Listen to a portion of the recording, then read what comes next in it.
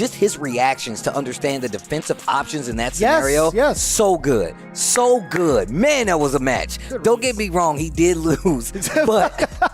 But the actual reactions was like, that's world class. That's what you want to do. And it's not easy to do on the spot either. No doubt, yeah. It's about to be sick, though. It's pretty good. It's pretty good. All right, here we go. I was waiting for that line to come out of you. That's not in the game. You just can't be throwing that out, bro. That's not. You get to say that in the game? I don't know, bro. You tell me. We got to get deep in there. It's a secret line. Anyways, Knuckle Doo already started things off against Men RD. So one of the biggest things we like to talk about is the fireball war that Guile gets to present against Luke. I think he's able to kind of contest against it. As it stands right now, Knuckle Doo is putting boots to somewhere else that doesn't shine out too well. But I gotta say, Knuckle Doo is doing a great job of keeping the danger contained. Drive reversal this time around. Boots to buttocks. There you go. DI. Look how decisive that win was. Defensively. Do we call those hood perfects too? Because look, you know, there was some great life on there. It wasn't an actual perfect. Look, Mike Ross never lied, bro. I'm just saying. To the corner we go. Damn, what a duff. He just walked out of the corner. He's like, you ain't gonna do nothing. Perfect. It's crazy, Sonic Boom. Oh, you still get to continue after that. Yes, sir. That was drive rush and the delayed low medium kick catching Men RD walking backwards. This level 3 is going to hurt, not just for the life. And the burnout. Well, the burnout is indeed there. Sonic Booms could be a problem, but no, it's just going to be Knuckle Doo enforcing the point to push Meta into the corner with these normals, right? He gets a string that forces Luke to have to block. Yeah, especially because you're in burnout, and that's a situation you need to be aware of. That's one of the new situations in Street Fighter 6. That burnout really can change your block strings and how you react, as well as how your opponent recovers. Big damage on the table. Go straight for the level 3 spin all. There is another round to be played, but you don't chance it. You got to finish your play. Damn. He keeps trying to flash kick whenever you do crouch me kick drive rush. Bro, you see how he got the swollen eyebrow while you hit him in the face? Man, this is sick. That's crazy. Battle damage on the characters. I see Street Fighter 6. I'm glad we put that on. I'm so happy we put it on. That hurts. So I get that, right? When you have the Sonic Blade out there, Guile's hurtbox is actually pretty wide on that. So the attempt to try to sweep it, I totally understand from NRD. He just mistimed it a little bit, or at least misplaced it. The spacing that Knuckle Doo is displaying right now. Oh, big jump in. I talked about the space, and Mena finds a big jump in, punish, counter, throw. He's moving him closer to this corner, gets another one. Hard knockdowns aplenty. Flash kick to stop the pressure. And now burnout on the side of Knuckle Doo, but it's coming up pretty soon here. Yeah, we got burnout beams either way. Oh. Yo, what? That's a punish counter? Oh, I mean, that's fair. That's fair. He literally did. That was a fierce, right? Yeah, my bad.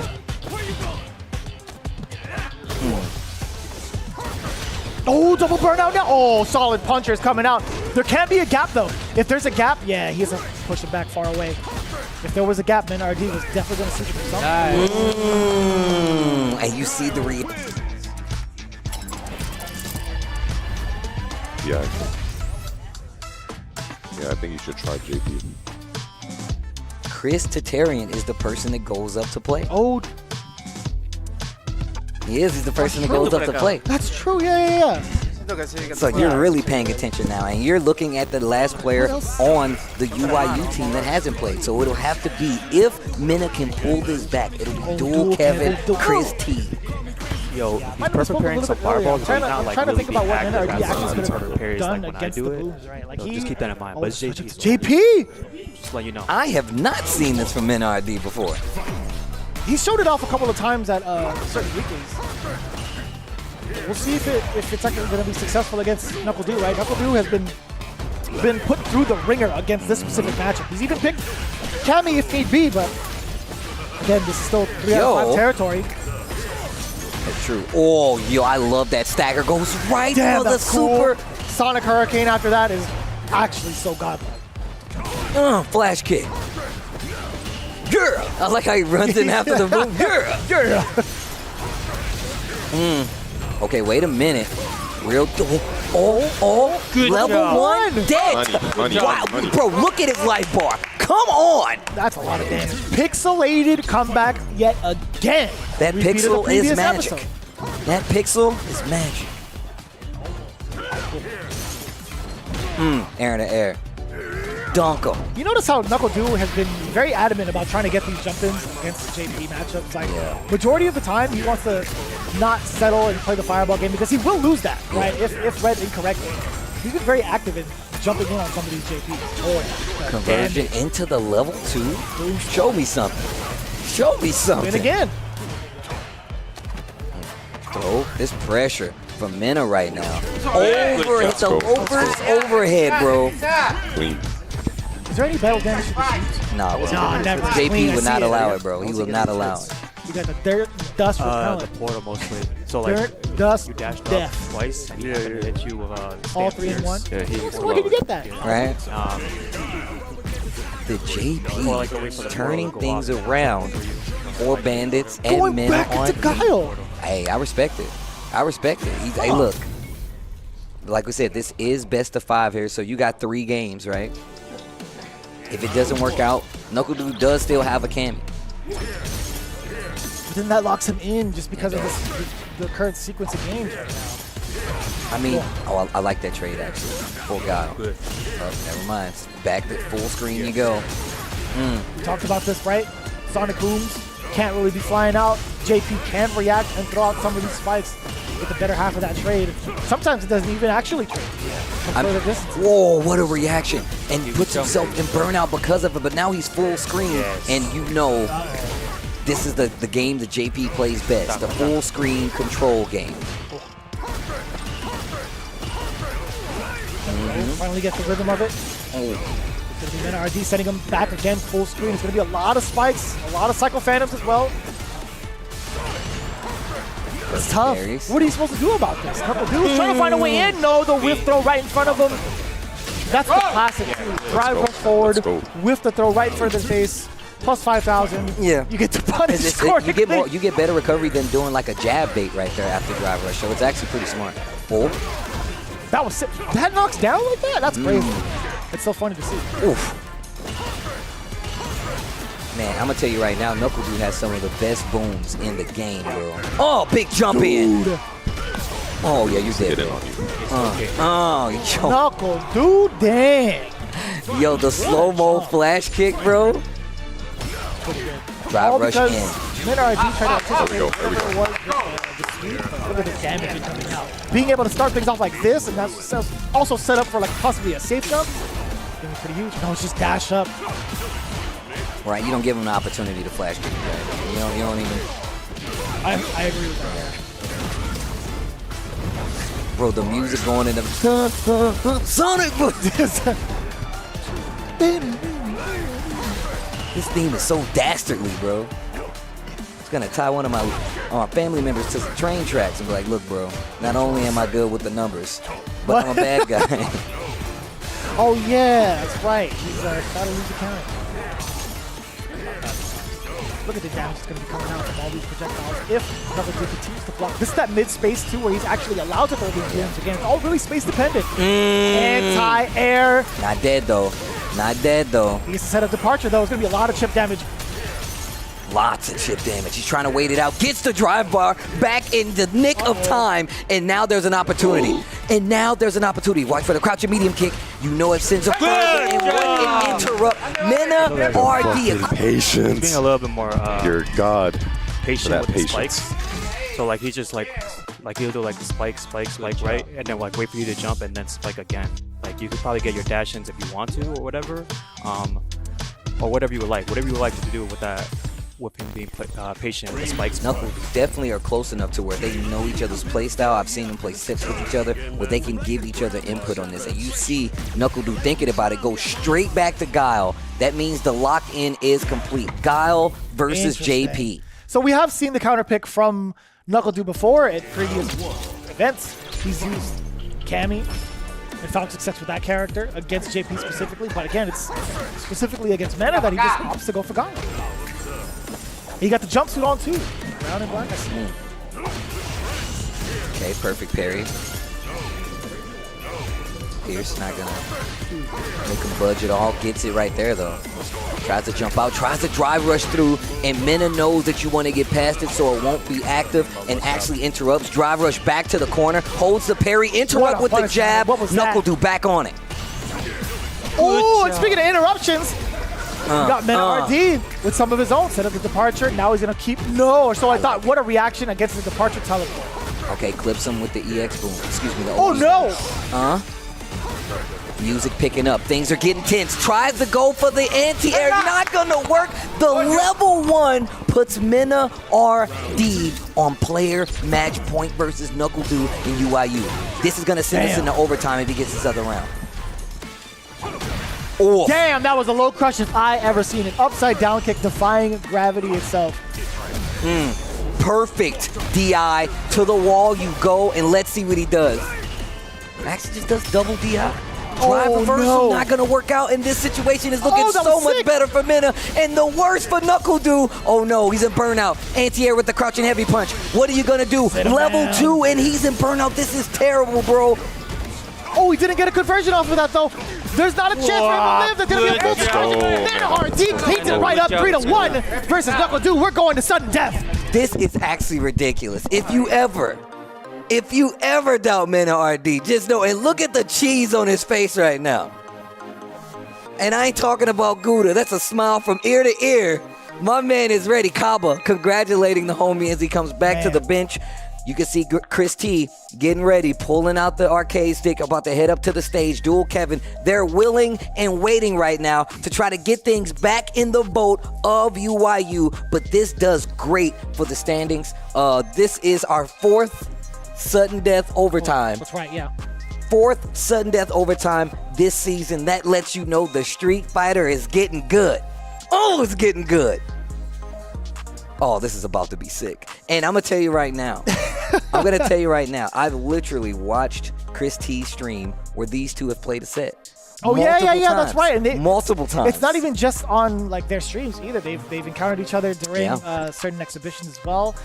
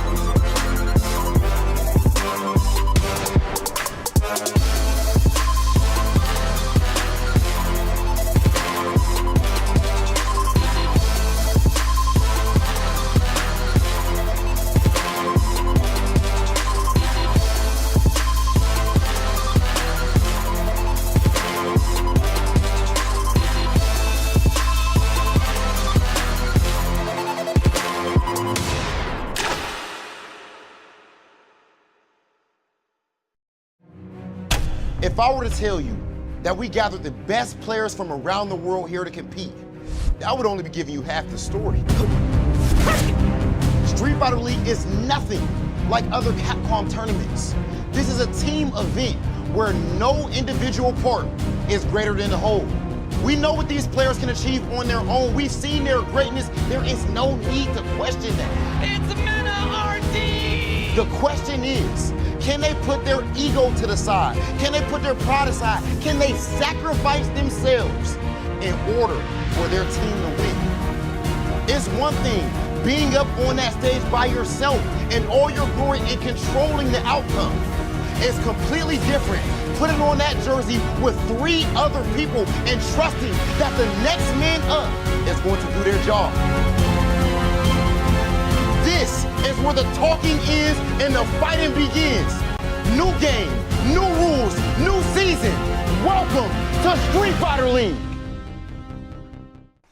You already know what it is. It's Street Fighter League season number 6, here with week number 4. My name is Vicious with my man Tasty Steve. Obviously, we're here to deliver some great news. It is time for some more Street Fighter 6 action with talent from around the world. But to be more specific, right, some of these teams are some of the most talented teams that we could ever come across. But it's been very, very close. And to kind of show you how close it is, we do have the current standings. Before we even talk about the matchups and the format, let's take a look. Who's at the top spot currently? Well, it's NASR at 85 points. Following right behind them, it's Bandits, just shy of 5. They got 80 points to their name, though. Third place, we got versus Vortex at 65. Fourth place, UYU, breaking that curse with 65 with that brand new team, of course. And the all-Latino Puerto Rican team that is Red Rooster, currently sitting at 5th with 50 points. But down below, Endemic, they're still trying to crawl their way up to the top, still sitting at 35 points this week. Thank you for the breakdown, sir. And of course, just in case you guys haven't been paying attention, the format goes just like this. Each team has 4 players this time around. Away team submits their player order ahead of time. Home team will get to counterpick. Teams will play 3 consecutive matches. The first match is worth 10 points. The second match is worth 10 points as well. The third match, however, is worth 20 points and will be a best of 5. And if we get to a tie, there will be a one and done situation with a 5-point one-player game match. Whoever wins, that absent player from the lineup will be the player no matter what. The team with the most points at the end of the team battle wins. Top 4 teams will be the highest number of points at the end of the season will make playoffs. So every match counts. We always talk about pride being on the line, but the actual pricing for this entire league, of course, is going to be as high as ever. $75,000. It is what's for grabs for some of these teams, with the lion's share of $60,000 going into first place pockets, but $15,000 for second, not bad at all. But the big prestigious award is obviously that trip to Capcom Cup to compete against the best of the best for not only here in the US, obviously we got Street Fighter League EU to take care of, as well as Street Fighter League Japan. We're going to be shaking hands internationally at the big ball that is Capcom Cup. And of course, the bouts we have for you this week will go just like this. Versus Vortex is taking on NASR. Then, of course, we got the new UYU taking on Red Rooster. And our last team match of the week will be Endemic versus the Bandits. I mean, look, every match has been exciting up until this point. We've had so many showdowns to see who's going to make it with some high-level Street Fighter right after it. So make sure you come back and join us after this break as we get to the team matches.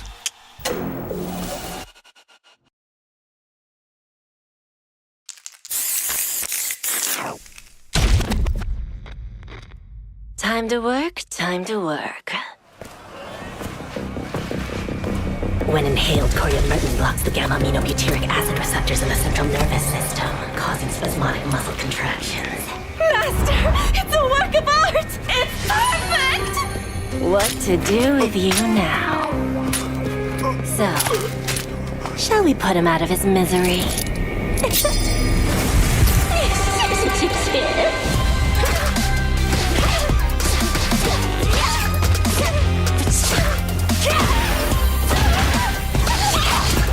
Time for some experimentation. I bet poison would work wonders on you.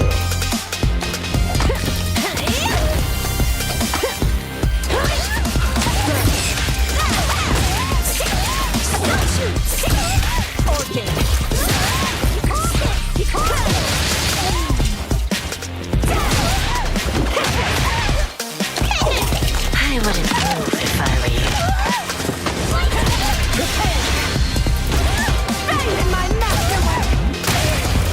Poison's on the menu.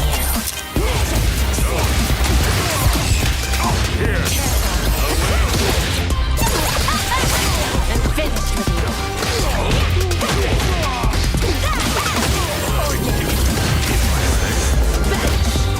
So infantile. I have you. It's over.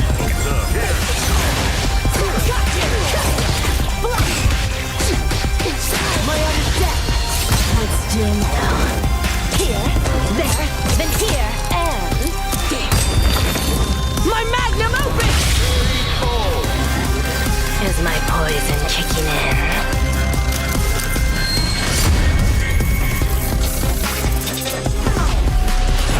Street Fighter 6.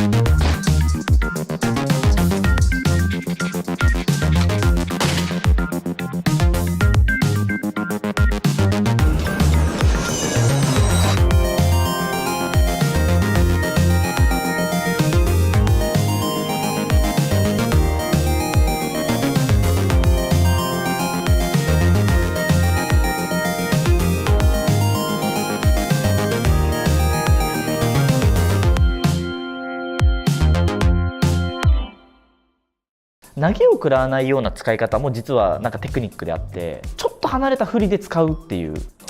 いいですよね。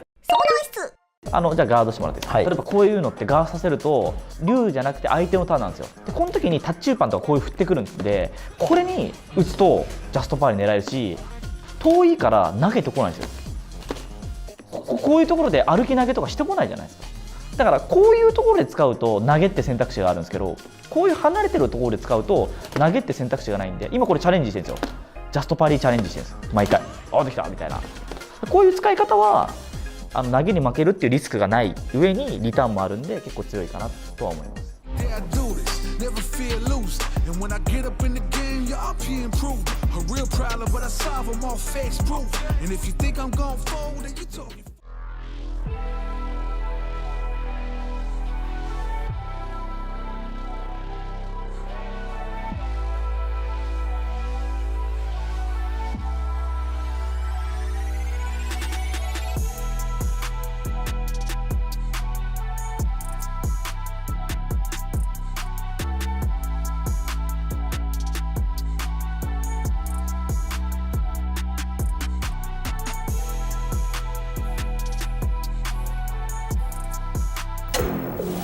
It's versus Vortex, match number 1, going up against NASR. We talked about the powerhouse team that is NASR. They were so dominant from last season, but they failed to take out number 1, which just so happens to be the new versus Vortex. I was going to throw you off and say UIU. You was really going to throw me off. If you look at the composition, right, UIU, they were the champs, but it happened to be this exact roster that is now turned into versus Vortex, and they're as mean as ever. I mean in the game only. I don't mean in person. These guys are sweethearts.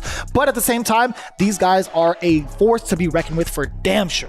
Look, man, a lot of these team members are already veterans when it comes to playing Street Fighter at a high level, but if you think about them showing up to Street Fighter League and still being a dominant force in their first showing together, I would love to see what they're going to do this season, especially when you look at some of these other teams. But you can't forget about the Vortex, man, because they're looking really good. And one of the big forces of that Vortex happens to be DCQ, who is standing by with his interview.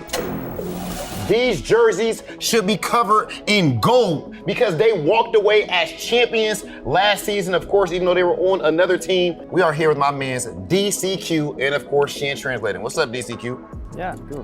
My dog. Okay, so DCQ, the first thing I gotta ask you, man, last year for Street Fighter League, people did not know that you were gonna pull up and smoke everyone the way that you did. From the beginning of Street Fighter League last year to now, how has your life changed? 其实在国内的话，我还是可能让世界上更多人认识到中国玩家吧。我觉得对我个人而言，其实变化不大。So for him, like himself, there's not much changes, but he's very proud that people get to know more players from China. Right now, do you feel like you are the returning champion, even though you're on a new team? 那当然了，我们4个是一样的。Yeah, you feel like it's the same because it's the same 4 members. Yes. Okay, so how do you perform so calmly, man? I feel like in the biggest moments, you always perform well. What are you thinking when you in those tight spots up there, bro? And how are you always so calm? 我喜欢有压力的感觉，压力能让我更冷静。He likes the feeling of pressure, and when there's a lot of pressure, he feels even more calm. All right, well, when the pressure was the highest last year, of course, y'all were the Street Fighter League US champions, but the pressure was highest at Capcom Cup. You guys did good with Europe and everything, but then against Japan, they ended up beating you guys. Tell me about your experience at Capcom Cup against Japan, and how important is it for you to get your run back against them? 我要选个最强角色。优劣不够，我要选 JP. He feels that he needs a stronger character, and he got it. JP. Yes, that's the way. Okay, and last thing I'll ask you about is Street Fighter League in general, man. To win Street Fighter League, to actually win the final against Japan or Europe, whoever that may be, what would that mean to you personally? 如果这次我们赢得 US 的冠军，进入 Grand Final， 我相信我们一定能赢。今年我们比去年更强。He feels that if this year he's able to win the championship in the SFL US, he's confident that he will win against Team Japan because we are all a lot stronger this year than before. Started from the bottom and now they are here versus Vortex. All of these members are trying to taste gold again, and with the play of this man right here, DCQ, the MVP of last year's Street Fighter League, it is very possible that they can do it all again. DCQ, good talking to you, bro. Thank you. DCQ calls himself a casual, that he was a casual last year. I don't know if you guys remember the damage he was causing with this urine, but it was definitely a lot of talk in the locker room about how good my man was showing out. So it's great to actually have him here joining us again, and just think, look, how strong will he be now that he's taking this? He's a professional now. Yeah, the potential is pretty much limitless when it comes to somebody like him, and he's really shown it. He's really proven his worth as a professional player, and he's only getting stronger, which kind of is the same kind of saying for some of the other cats on board here at Street Fighter League, right? We've seen the growth of a lot of players coming in season after season. One of those players happens to be Nephew as well. No, that's absolutely true. I mean, he's joining an all-star cast right now, man. Obviously, his friend Punk, but he's got the birds on his side as well. But a lot of people forget just how strong of a player Nephew is. It's a pleasure to actually have him here again. I would love to hear his thoughts on this upcoming team match. Let's take a listen. I know the chat is extremely hyped to see my man, the Dark Sith Lord himself, Dark Nephew. What's going on with you, bro? I'm doing good. Neff, you know your demeanor, you always so chill. Have you always just been this way? And if so, how did you get into such a competitive endeavor? Because I wouldn't assume somebody with your personality type would want to compete so much. Yeah, I mean, I've been pretty chill for as long as I can remember, I think. I just like playing the game and trying to improve. I think the self-improvement aspect of fighting games got me the most interested. And then like, I also just like trying to win. Yeah. Yeah, but I don't think being chill takes away from that at all. I mean, so have you ever in your gaming career thrown a controller at the wall? I have not. Not one time? No. Fraud. Every gamer threw a controller one time, at least once or twice. How are you feeling about your game so far? I know you only played the one game, but you've been playing in casuals as well. So how are you feeling that you're performing so far? Yeah, I mean, I still feel pretty strong. I pretty much only played casuals with Punk, Angry Bird, and Big Bird, so you know they've been cooking me a little bit, but that's kind of expected. They're cooking anybody, low-key. Yeah, they're really good. So I still feel confident against everyone else. All right, so you know you brought up 3 players that you have right there. You might have. Those 3 dudes might be all top 5 in the world right now. Like, and they're all on your team. Do you feel any type of extra pressure now? I know at the beginning, I'm sure you did, but now that you're in the flow of it, do you still feel pressure to like perform because they're so strong? Yeah, I mean, I figure everyone kind of thinks that I'm the weakest player because I am because they're so good. Yeah, there's nothing wrong with that though. Okay. Yeah, like pretty much anyone at this tournament would also be the worst player on this team. So I'm just here to do as well as I can, and I expect them to just carry me. So, all right. But when they need me, I'll be there. But I want to go to personal life a little bit. You have like a full-time career as I want to say like a software engineer. If you could be a full-time Street Fighter player, would you? Yeah, I think I do eventually want to transition into that. Not at the moment right now, but I could definitely see it in the future sometime. Oh, so you really might do that? Yeah. Why? Because I love Street Fighter and I love fighting games. I just like playing the game. So I feel like being full-time, you'd just be able to dedicate yourself more to it. All right, bro, and I feel like preparing for Dark Neff in the tournament is a full-time job in itself. And imagine having to prepare for Dark Neff and Punk, Big Bird, and Angry Bird as well. Absolutely ridiculous task, but that is what they're faced with when they go up against Team NASR. Dark Lord, it's been a pleasure, bro. Damn. That is some Dark Neff. That is some Neff plus. That is new game Neff is what that is. I never seen him talk like that ever. Ever. And I watch his streams pretty often too. But he does have a point when it comes to like the way he treats his losses. Yeah. You know, it's I've never seen him show any type of emotion.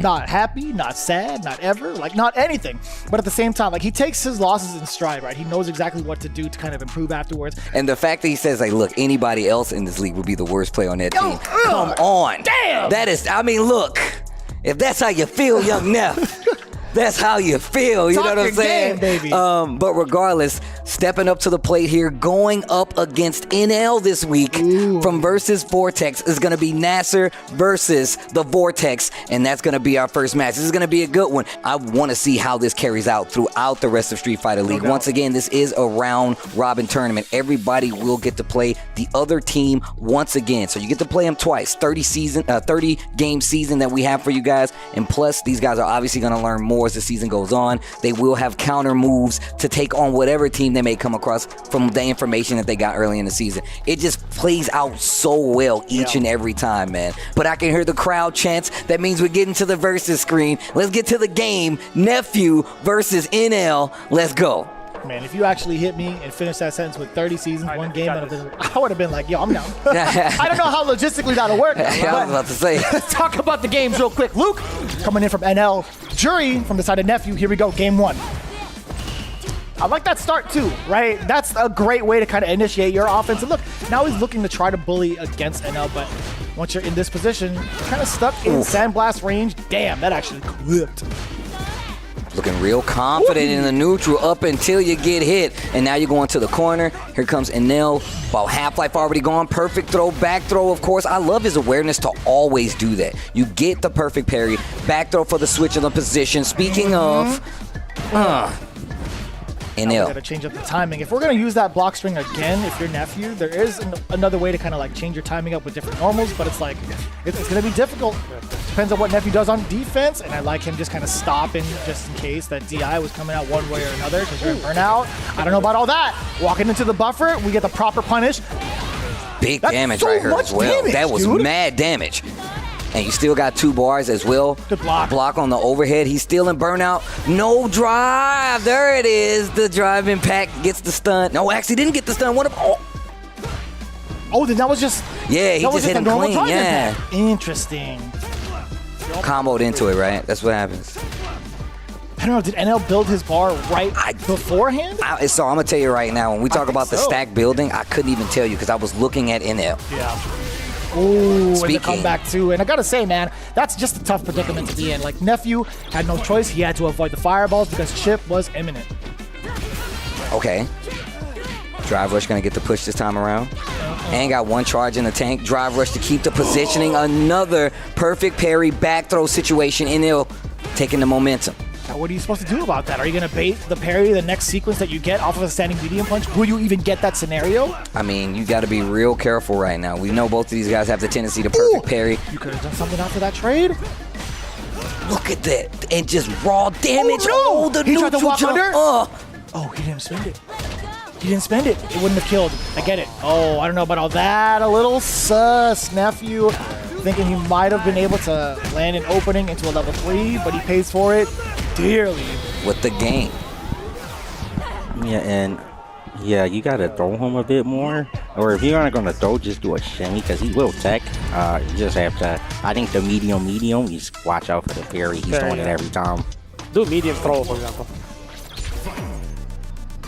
Keeps the corner positioning very well, even when he's in these situations where his back is to the wall. He's been so present to get the parry into throw or just to get the position switch. Perfect parries. Doesn't want to eat any sort of damage to the drive gauge. Okay.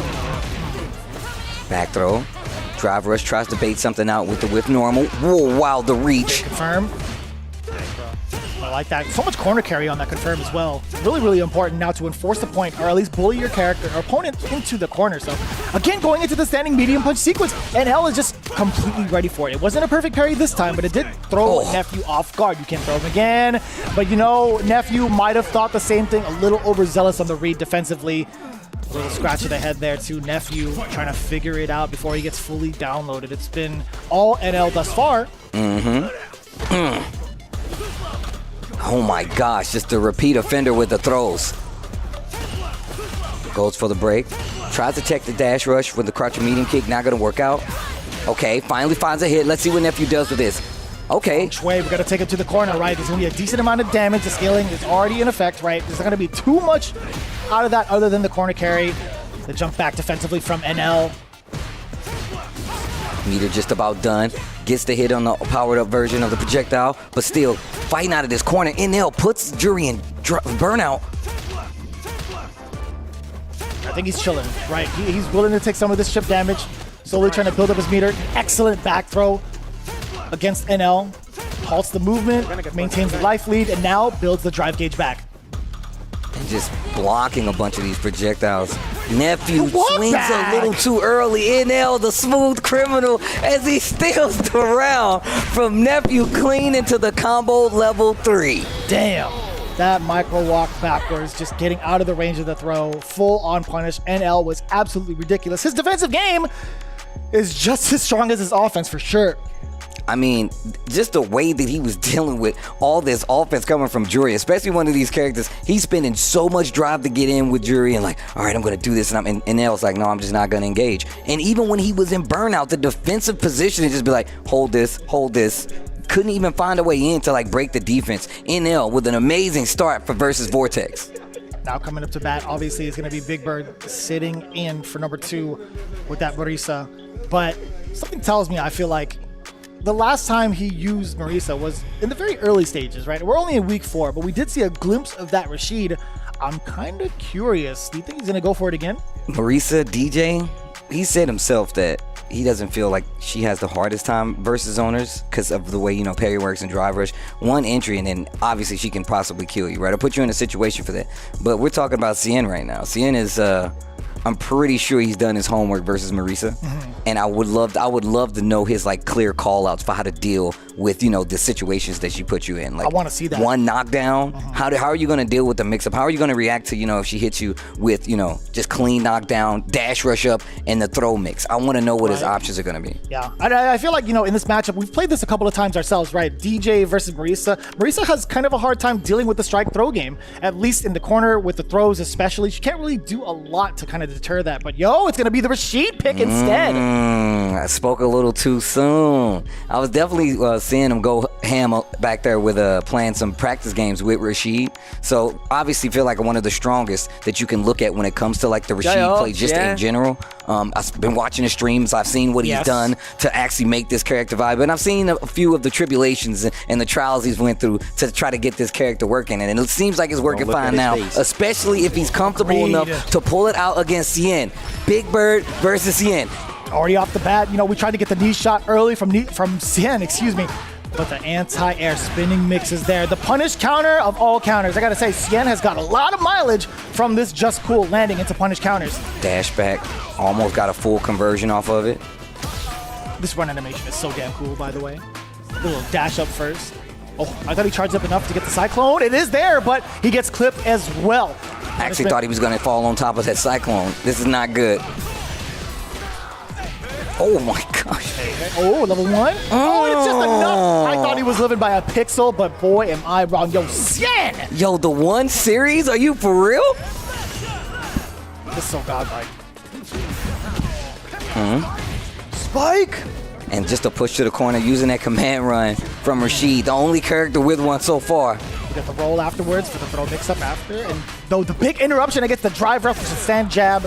Cien fighting his way out of the corner. He gets a setup, perhaps. No, he's not. He's gonna go right into the drive rush. Drive rush sweep on top of that. Gets the forward throw. Gets another one. Do it again. Rashid in trouble. You can do it one more time. It's fine. Oh, he doesn't even want to be a part of that mix. OD mixer. Block on the overhead. Jab. Go straight in the drive rush. Puts himself in burnout, but he's got the level 3, so it's well worth it. Game going straight to Cien right now. You know what's wild? I don't even think he needed to do level 3. I think there was just a little bit more, a little bit left in the tank of the machine gun upgrade. Yeah. Maybe. But I mean, obviously he wants to ensure it. But damn, just think about the possibility, right? That's a lot of damage. Look. If there's anything DJ is not short on his damage, bro. That's totally real. Man, that is such an active crouch. And a fat hitbox on it, too. Slashing. Okay. Going back to the range game. Oh, that was a mistake! The whole team, the entire bench for versus Vortex looked around surprised. Puts himself in burnout. Gets the hit. Okay, knockdown. Conversion. Oh no, that was luckily not a punish counter against Big Bird. I love the voice actor for this character. Cyclone up, intense jump. No sir, that forward movement is not gonna help you against a drive impact. No sir. Man, Cien is playing this too good. I forget that's like what, forward medium, right? Which one? Yeah, the double strike thing. Yeah. I always forget about that. Had that in 5. My mixer, we got the ESR coming up. Ooh! Oh wow, and watch the follow-up. Damn! EX, follow up again with the OD. No, doesn't spend it. Jumps out. That was actually really smart then. Drive rush, but he puts himself in burnout. Still gonna be able to get the follow-up with the stand heavy. Oh my gosh. I was like, not the burnout, but no, he was already big chilling, right? Man, I'm always afraid to make those kind of decisions. When I got like half a bar left for the drive rush, and I'm like, I don't know. And imagine if you drop it too, like, and that comeback happens. Oh, early burnout. Hey, I don't know if that's going to be favorable or not, because most of the time, people kind of put themselves in the burnout early, offensively, right? But he didn't get those sequences. Now it's all Cien doing so much damage thus far. Oh my gosh, that was so sick. Tried to go for the mix-up. He checks it with the jab. Not gonna let him play his game. Dashes up, super kick. Hit him with the poles. So sick. Gets a little meter back now. Oh my God! No. It's just as he was about to get the drive back. Damn! Literally anti-airs him with the drive rush. Oh my God. That was actually godlike. Drive rush forward, back heavy kick, machine gun upper. You've got to be kidding me. How many answers does he have for all of these different scenarios, son? Remember how we were talking? I was like, man, look, I want to see the tech. We were talking about Marisa, but this goes across the board. This dude is a scientist in the lab when it comes to finding counter tech to stop something that he thinks is oppressive, only to find something to counter it just as oppressive from his side. That dude is a genius when it comes to this. And now you send up DCQ, one of the heaviest anchors out there, against Angry Bird. Oh! JP versus Ken. Now that is a story we've talked about almost the entirety of since the start of Street Fighter 6. But this is a specific story between DCQ and Angry Bird, right? Angry Bird has had the experience throughout all of his accolades thus far. Obviously, Evo champion, doing exceptionally well over at Gamers 8. Now, the biggest thing, right? He had to face off against Kakeru, who parried him, 30 plus times? 32 to be exact. Perfect parried him to oblivion. And I do mean that, to oblivion. Do you think that's the only way to really stop someone like Angry Bird? We've already seen him bleed once against Banana Can. He got extra potassium in that matchup. So I'm kind of wondering, will DCQ be able to repeat those kind of results the way that Banana Can did? Because we also saw him fall down to the same exact person. Damn, both of these guys lost to Banana Can, by the way. That's saying a lot. That's saying a lot. But even still, two of the best players here. This is going to be interesting, right? So one of the biggest things I do love watching is...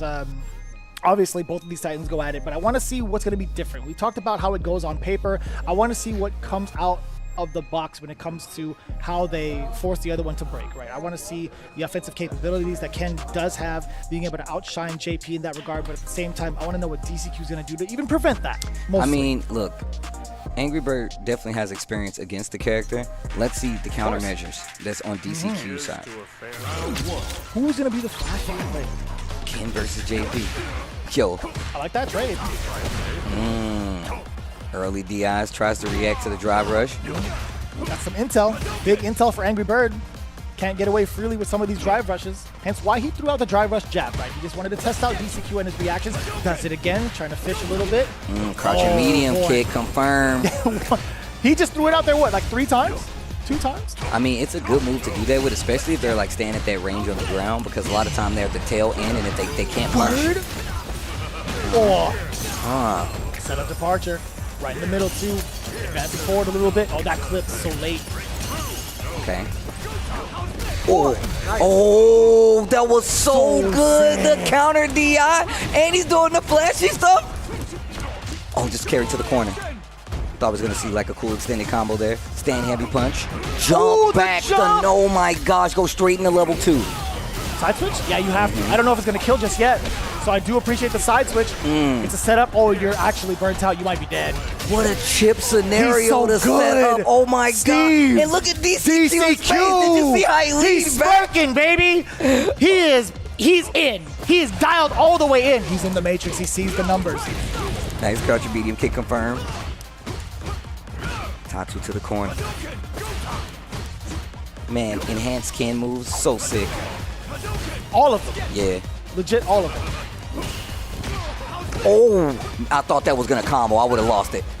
And look at this offense coming from Angry Bird, holding a position in the corner. They are slugging it out. Oh, that was so sly. Oh, you don't spin all of that? You are so sly with that. Okay, just take the regular uppercut. Trying to save that meter for the next one. Crouching on top of that. Stand jab, stand light kick in the uppercut. What a rebuttal from Angry Bird. Now, sticking it to saving the mirror. Level 3. What an You gotta let it interruption. rip here, right? No, not yet. He does have the corner advantage against JP. Working his way through the side switches here for DCQ. Ooh. Yo. He's still pressing buttons, yo. Yo. The uppercut, and so is Angry Bird. What are you gonna do about this, though? They were antsy. They were slugging it out. A little bit of a halt now. Back throw. Oh, Jesus! Stop that. Stop that. Stop that. Level 3. Gotta do it. Choking him out. Hit him with the purple stuff. I like how he just lets it go past him, teleport, lets the other departure go off, and then continues the pressure. Full screen. Oh my gosh, I think if you DCQ. just look for a sweep whiff punish on his low forward, he's just whiffing it a lot when you get into that range. So if you just look out for that, you probably get a lot easy knockdowns. They ain't playing around. They ain't playing around. That's right. Damn it right. Oh yeah. Angry Bird looked right at him. I'm not gonna lie to you, man. Angry Bird looked directly at DCQ. He shook his head. He's like, all right, that's how you want to play? That's how you want to do it? Yeah, I'm gonna bring it to you. Man, I'm gonna tell y'all right now, do yourselves a favor and go follow the birds on Twitch. I love watching Angry Bird. He's like, I'm mad now. I love it. I'm mad now. I'm gonna go in. If I close my eyes, I feel like that's exactly what you said. Oh, nothing of it though. Just a throw. Could have been a lot worse. The back dash, and he's reading him correctly. Okay, crouch jabs to start the pressure, gets the knockdown. Still has to worry about the departure at the tail end of the screen. OD at that. The sweep is so far. The placement. I could feel Brian F smiling somewhere every time that sweep goes. Wow, great teleport right there to use the departure. Tries to throw a fireball. Ooh. What a counter. God DCQ, damn. Come on. Do it again. Level 1, hit me. Stop trying to hit me and hit me. What? I know. This DCQ is ridiculous. This guy's a monster. I'm glad I'm not that guy. Right. I'm just glad I'm not in that hot seat. This is looking really rough, though. Playing a respect game quite a bit. Ooh, there you go. Yeah. Bad fall. Drive rush. Got a few options there, right? Could have did Tatsu. Nice. Parry on the departure, teleport, crouch and medium kick. Preemptive. Oh, dropped No, he dropped it. Oh, punish counter. Yeah. Oh, forward throw. What are you going to do afterwards? The pressure, off of the light, tick throw, do it again. Potentially, no, he's looking for the bait, but DCQ, he's not stopping the button. Oh my God! This dude, hey, I'm mad now. Sick. I'm mad now. You're actually sick for that. I'm mad now. That was so godlike. Do it again. Why is the music beat? Kick whiff. He interrupts again and goes straight into the enhanced uppercut, straight to level 3. Drag the fist, start the fire, and you get the corner. Oh my God! He's always ready for some of these. Oh, punish counter. And the medius of Stan Fierce as well. Nice. Punish counter is there. The conversion as well too. Yo, Angry Bird. What happened? Oh. Wait. Okay, just rewind. I think like you can probably sneak in regular dashes a lot. Every time you regular dash, he kind of checks it very late. You hit him with a throw or a jab. So I think since he's so focused on drive rush, he's checking regular dashes a lot later. Yeah. So if you can try to sneak that in when you need to. Dash عادي. Yeah, a regular dash jab or something. And try to throw him more mid screen. He's not doing amnesia a lot. He's not doing amnesia at all. Oh, man. I feel like he's testing him, right? It's like, let me see you press buttons against this. Yeah, you want to keep pressing buttons on wake up? Let me see you try to do that again. Do it again. Yeah. Oh, if that was uppercut of Tatsu, it actually would have made it through. Think so? That's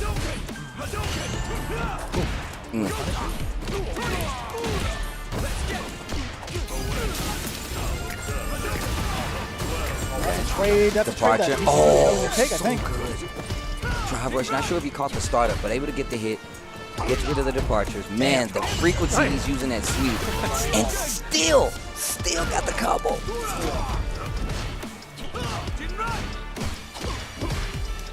And this is to actually make it a tie scenario. Again, interrupting the drive rush. They're trying to take it to an overtime situation. They have to take it to an overtime situation. By they, I mean NASR. NASR and Angry Bird level 2. Texplusion nighttime. Let's go. That was actually the perfect time for you to let that rip. I don't know what you're saying, but I like it, and I want more. God. I don't know what it means, but I need more. Knockdown sets up the departure. I wonder if the cats over at Capcom Japan are like, what is I want to know who's trying to translate that. That's hilarious. Ouch, your medium kick. The classic. It really is the classic, man. The parry.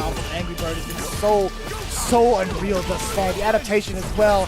Counter hit conversions too off of the jabs. Now we're zooming in on the throw. It's a punish counter. Knockdown into level 3. Scoop him up.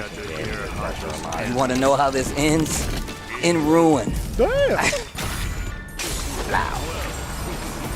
Departure. Double.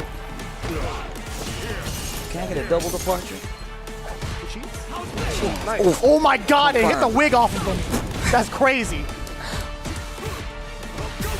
Go time. Still got it too. Explosion! Nighttime! Fucking Angry Bird! Oh my God! Oh my God, this dude Angry Bird is so good. He's so good. Player in the world, He bro. set you up. Doing some He set you up so clean. Angry Bird off. I'm mad. Angry Bird off. I want it on a shirt. like, I'm mad now. Hold my I'm mad now. I swear. Fireball. I heard that him. was actually the Hold most the third Vicky. strike I heard thing him. ever. That my was head. actually the most third strike thing ever. That was godlike. No drive impact. Yo, find me better Street Fighter. My God. I'm mad now. I want it on a shirt. I want it on a shirt. Jeez, I want it on a shirt. Yo, damn. You're a beast. Jeez. Angry Bird, you're an actual savage. You're actually ridiculous. You are an actual savage. I don't even want to like. This, I feel like I gotta hide, bro. I want the mailman to It's- knock on this door and be like, bro, you're ridiculous. Is it over yet? Have a good day. I'm terrified. Oh my gosh. Oh, Jesus. It's 2-2? I don't know any Combo. Oh my God. I'm gonna say yes. 2-1? I can't even tell. I can't even see it on the screen anymore. Oh wow, the sweep. Oh God. He keeps switching it up. A lot more projectiles in the mid-range. A lot more interrupts in the mid-range. Damn, what a juggle too. Triple spike, landing on it.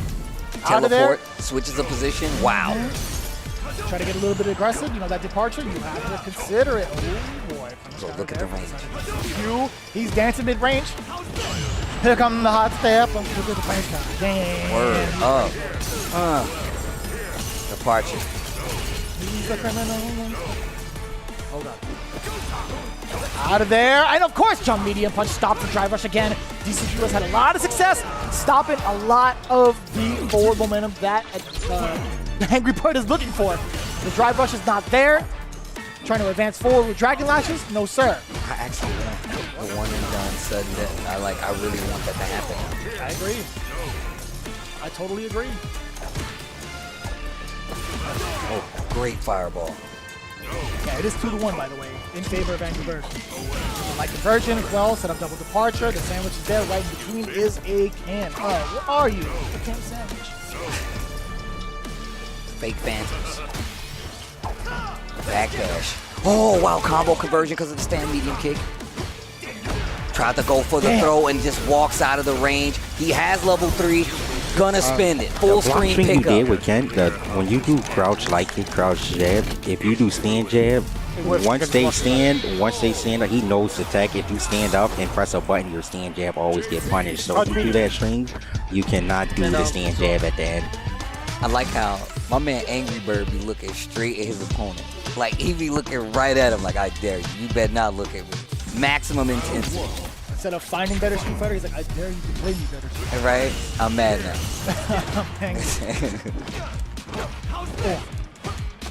Medium kick, Dragon Lash. What a time to interrupt this, sir. And it's at the timing, like, right after the low kick follow-up, too. And he's definitely been letting those rip for quite some time. Okay. Stand medium punch. string into fireball, and you can just see DCQ just slowly closing that gap. Uses the sweep, stand heavy target combo, knockdown. Drive rush didn't come out, so he's back at this neutral range again. And it seems like even more so he wants to get in versus Ken. Double crouch and medium kick confirmed. Set. Departure as well. So they're taking a little bit of a step back, but no, Angry Bird still at the deficit. The jump in is there! Oh, this is gonna be huge now. Enhanced uppercut. Watch out for the throw, and no, DCQ still responding with wake-up buttons, Steve. It knocks him down, gets the spacing. Actually does a whiff jab after the drive rush. Did not work out. Crouching medium, excuse me, that's exactly what you need to do spacing-wise. I love what I'm seeing right now from DCQ. Just waiting, taking his time, looking for the perfect spot. Confirm off the counter hit, stand medium kick. That's some of the big things you need to do as Ken, right? You can't just necessarily commit to the target combo if it's a counter hit, punish counter now. You have to zoom in on that damage. No, you're right though, because sometimes they're too far and the second medium kick won't hit. Correct. So I like him even adjusting it and then starting to go for the combo after the stand medium kick on counter hit. Level 3, this is big damage. This should give DCQ the life leader. Set up, double departure. Angry Bird in trouble, sets up departure. Man, this dude did run, stop. He is trying to get DCQ to hit a button, something crazy. Stand heavy kick hits. The roundhouse hit that button. Double tap on the low medium kick. Oh, are you serious? Yo, the critical art lands. Huge. Puts himself in burnout, but gets the throw. What do you do now? Tick throw, not gonna work. Tries to interrupt with a button. Crouching heavy punch for the anti-air. Oh! Oh my God, he did neutral jump after that, come on! You gotta be joking. This dude is ridiculous! You know what's actually messed up about that scenario? You could go for a back throw for the corner pressure. He read DCQ's mind and got the punish against the throw. Speaking of throws, he started things off yet again. Back-to-back throws. Stuck in the corner. DCQ doesn't know what to do. Doesn't want to press the button anymore, but he wakes up after the third attempt. But it's still gonna be throw. That's the answer from Angry Bird. He has a level 3. If he gets the opening, he can't kill. This is one of the openings. Can he do it? He drops the combo. It's DCQ time. Wait a minute. Angry Bird, he's totally burnt out. Level 3. Level 1. Confirmed. Double level 1. That was 6 level 3 damage. He gets the hit. Full conversion, but he spent so much meters. He's burnt out, Steve. Not anymore. Not anymore. Oh my God, he can chip him out. He actually, this is over. It's done. Done. Level 3 close out. Angry Bird with the run back. Oh my gosh. If I'm looking at this from any angle, find me better Street Fighter. I dare you. The chip out scenario was basically unavoidable. The minute he got meter back, crouching medium kick, confirming a drive rush, you go in the enhanced uppercut into level 3. The chip damage on level 3s are tremendous. Wow, this dude Angry Bird, yo damn. And now we go to sudden death where Punk is coming up to play and he's going to be going up against Oil King. Oh my Tell me, oh my gosh. Oh, this is ridiculous. No other match is going to compare to that. I'm calling it right now. No other match will compare to that right there. Really setting the standard. Oh what my to God. Expect here in Street Fighter League. Dude. You can only witness it here at Street Fighter League. Why would I say find me better Street Fighter? Did you see what just happened in front of your eyes? Damn! Did you see that? Yo, that was tense, bro. I felt like I was in the room, dog. Like, I felt like I was in the room watching this happen. Oh, my God. I'm glad they actually don't have us in the room watching this. Yeah, there's no way. Yeah, I would have destroyed the set, dude. I'm telling you right now. Just jump through stuff. I can't believe I feel like you would pick up Angry Bird and start bench pressing. I can't believe you did that. Like military press. This is how strong you are. I can use you as weights. I can't believe it. All right. Cool it. Everybody cool it. Relax. This is how you know. This is how you know. Oil King versus Punk. Rashid versus Cammy. Here we go. First to 1, ladies and gentlemen, for 5 points. No matter what, though. Oh, what? That was preemptive. The first damage in the match is a DI. Back throw. Drive rush trying to get a reaction out of Punk right there. Back throw wants the positioning. and instantly takes back on the offense. Damn, checking the movement as well with the low forward, but it didn't lead to a lot of damage, right? Just low forward fireball, not too bad if you're Punk. Down and out. Oh my God. Oh, wow. Into the full drive rush conversion. This guy, Punk. The stand jabs confirm that it's definitely one of the things you see a lot of people doing now, especially if they catch like a backdash or something like that. It makes a lot of sense. Look at the range that he's poking at, too. That standing jab can do a lot of damage, too. Air grab. I love, yo, the little slide afterwards is so sick. Gotcha. Okay. Back throw. Excuse me, forward throw. That was so cool. The way it hits toward the way tail end of that uppercut. Uh-oh. Yeah, you can chase that down. The air to air. OD spinning mixer to stop their pressure. Not opting to go for a level 2, right? I feel like it's not really the opportunity for Oil King that he's looking for just yet, but he needs to get either a side switch to get started or a big opening just like... Had the hit. Got another hit. He's not making these things count, man. Yeah. Leaving a lot of damage on the table, but more, obviously more chances for Punk to live. I mean, if you just pay attention to the position, he's giving up a lot of positioning because he's dropping some of these situations. Yeah. And now it's back to the wall again. Drive rush, Punk trying to get something out of him. Jump back light actually hits, but it's not going to be enough to deter Punk. He's going to get the level 3, close out with the 5 points. That makes it 20-25. What a rebuttal by NASR. Oh my gosh. Angry Bird comes up to the plate, gets the victory away from DCQ. First off, the lineup choice for versus Vortex was amazing. Yeah. You got DCQ to close out, and you still got Oil King there, Xian to start it off. Like, what more could you ask for in a set, right? But the fact that Angry Bird picked up the entire team, He bench pressed for the entire team, man. Gets the points, ties it up. We go into sudden death overtime. Punk comes up, clutches it out versus Oil King. Yeah. Wow, that's a story in itself. No doubt about it. You know, NASR really putting in the work with all of their teammates. I'm already losing my voice a little bit, right? I had to clear my throat on that one because, again, that was the pinnacle, I feel like, thus far up until week number 4. Yo, Angry Bird putting up a show of a lifetime, and then Punk afterwards kind of just sweeping up the bits. It's like, you know what? I got you for these extra 5 points. Look, if we talk about top level Street Fighter, you cannot miss this. This is it this right is here, it baby. right here. This You is it literally right here. cannot miss this. Oh my gosh. Whew. All right, well, before we lose our voices anymore, I am absolutely, positively sure that we're going to be getting this interview, and it has to be with Angry Bird. RobTV, if you do not get this, I promise you I will shave your head at night. Anyways, Wow. while you're asleep, let's take a look at who we have for our interview from our winning team, NASR. In our favorite childhood movies, the underdog fights all the way from the bottom and takes out the bully. This ain't no movie, this is Street Fighter League, and the bully won again. Team NASR, that was absolutely insane, bro. It looked like it was rough for you guys at the beginning. Were you nervous as you seen those first 2 matches? No, I wasn't nervous at all. All right, now the most hype match so far, outside of Punk versus PR Balrog, this was the most exciting match so far. Those ones are neck and neck. Bro, how in the world did you win that match versus DCQ? That was crazy. Bro, I don't know how I missed that combo, really. Like, I don't know. I really don't know. I'll punish myself, practice 10 times, like the same combo, just to make sure that it doesn't get missed again. Bro, when you in burnout in those tight spots, man, like you gotta think, all these cameras are on, all the lights. People have a hard enough time trying to come back in those situations in a ranked match.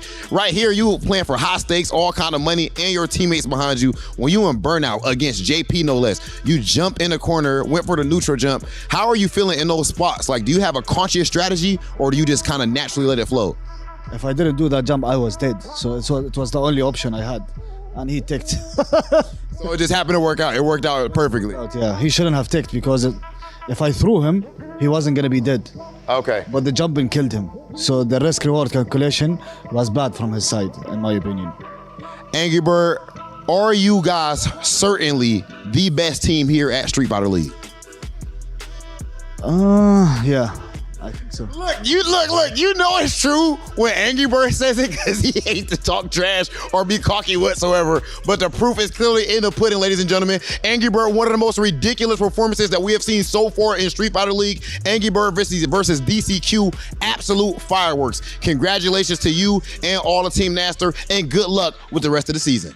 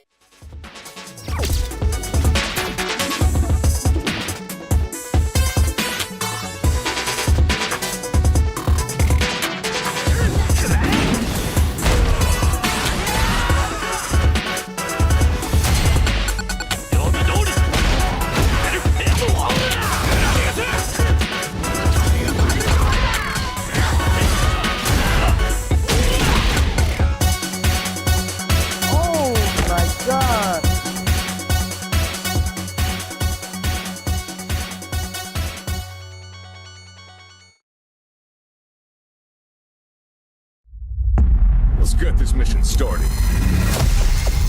Knuckleser is your Capcom Fighters. He is your 2018 champion. We got more Street Fighter League. I know you can smell the tension in the air. We back in the field, back. We ready, it's time. Ooh, punish counter. Inside of the huddle, you know that I climb. A dangerous smile, a weapon of choice from pushing the line. Season after season, it's only gotten better. Big Bird in trouble. My game is number one. Bet it all, give me my cash. Supreme game, can't stop it. Take off like a rocket. Break it back, don't bend mine. I'm the one now, you can't hide. What an upset. What an upset. Fight with all your heart. This is our moment. Nobody saw this happening. I dare you to find me better Street Fighter. It's time to rise. This is our moment. This is our time.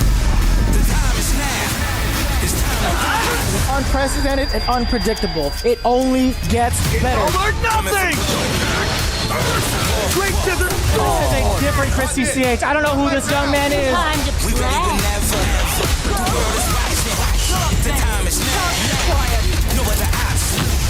No other way. Play to win the way that we play. My man looks so happy. In front of the pack. Leading the way. It's time to reign. Angry Bird momentum, his speed in general is so hard. Into the bottom, ain't nothing to fear. We winning the game. NRD taking it down convincingly against the biggest sprint that we've seen thus far. This is the hardest season of Street Fighter League ever. Doing it for the 10. History in the making. This is our moment. Yeah, this is our time. This kid is ridiculous. This kid is ridiculous. This is our moment. This is our time. He gives a kiss to the audience. I love that. Who is this man? Full fight. Execute.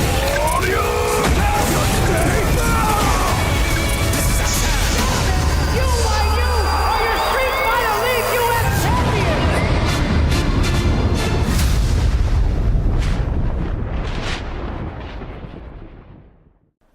なんかやっぱり自分のドライブゲージがない時の相手の飛び込みとかに使うのはいいなと思いました俺。そうナイス。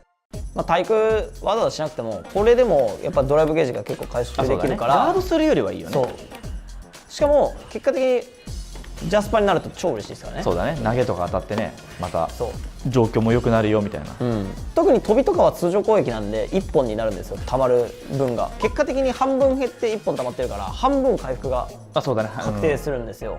だからやっぱり飛ばれてるのに状況には満足できるっていうことにもなります、でジャストが成功したら嬉しいし、とりあえず投げればいいし、Never feel loose, and when I get up in the game, y'all be improved.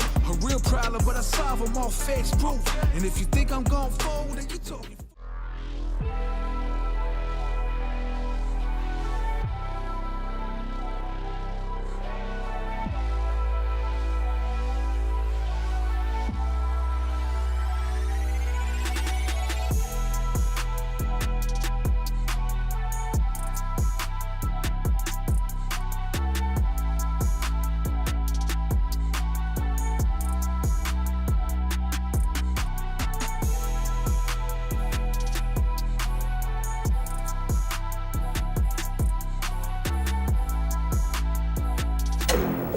Welcome back to Street Fighter League Season 6, Week 4. If you saw anything that has happened, you know exactly what I'm talking about. Ooh. That last set was absolutely amazing. NASR taking it.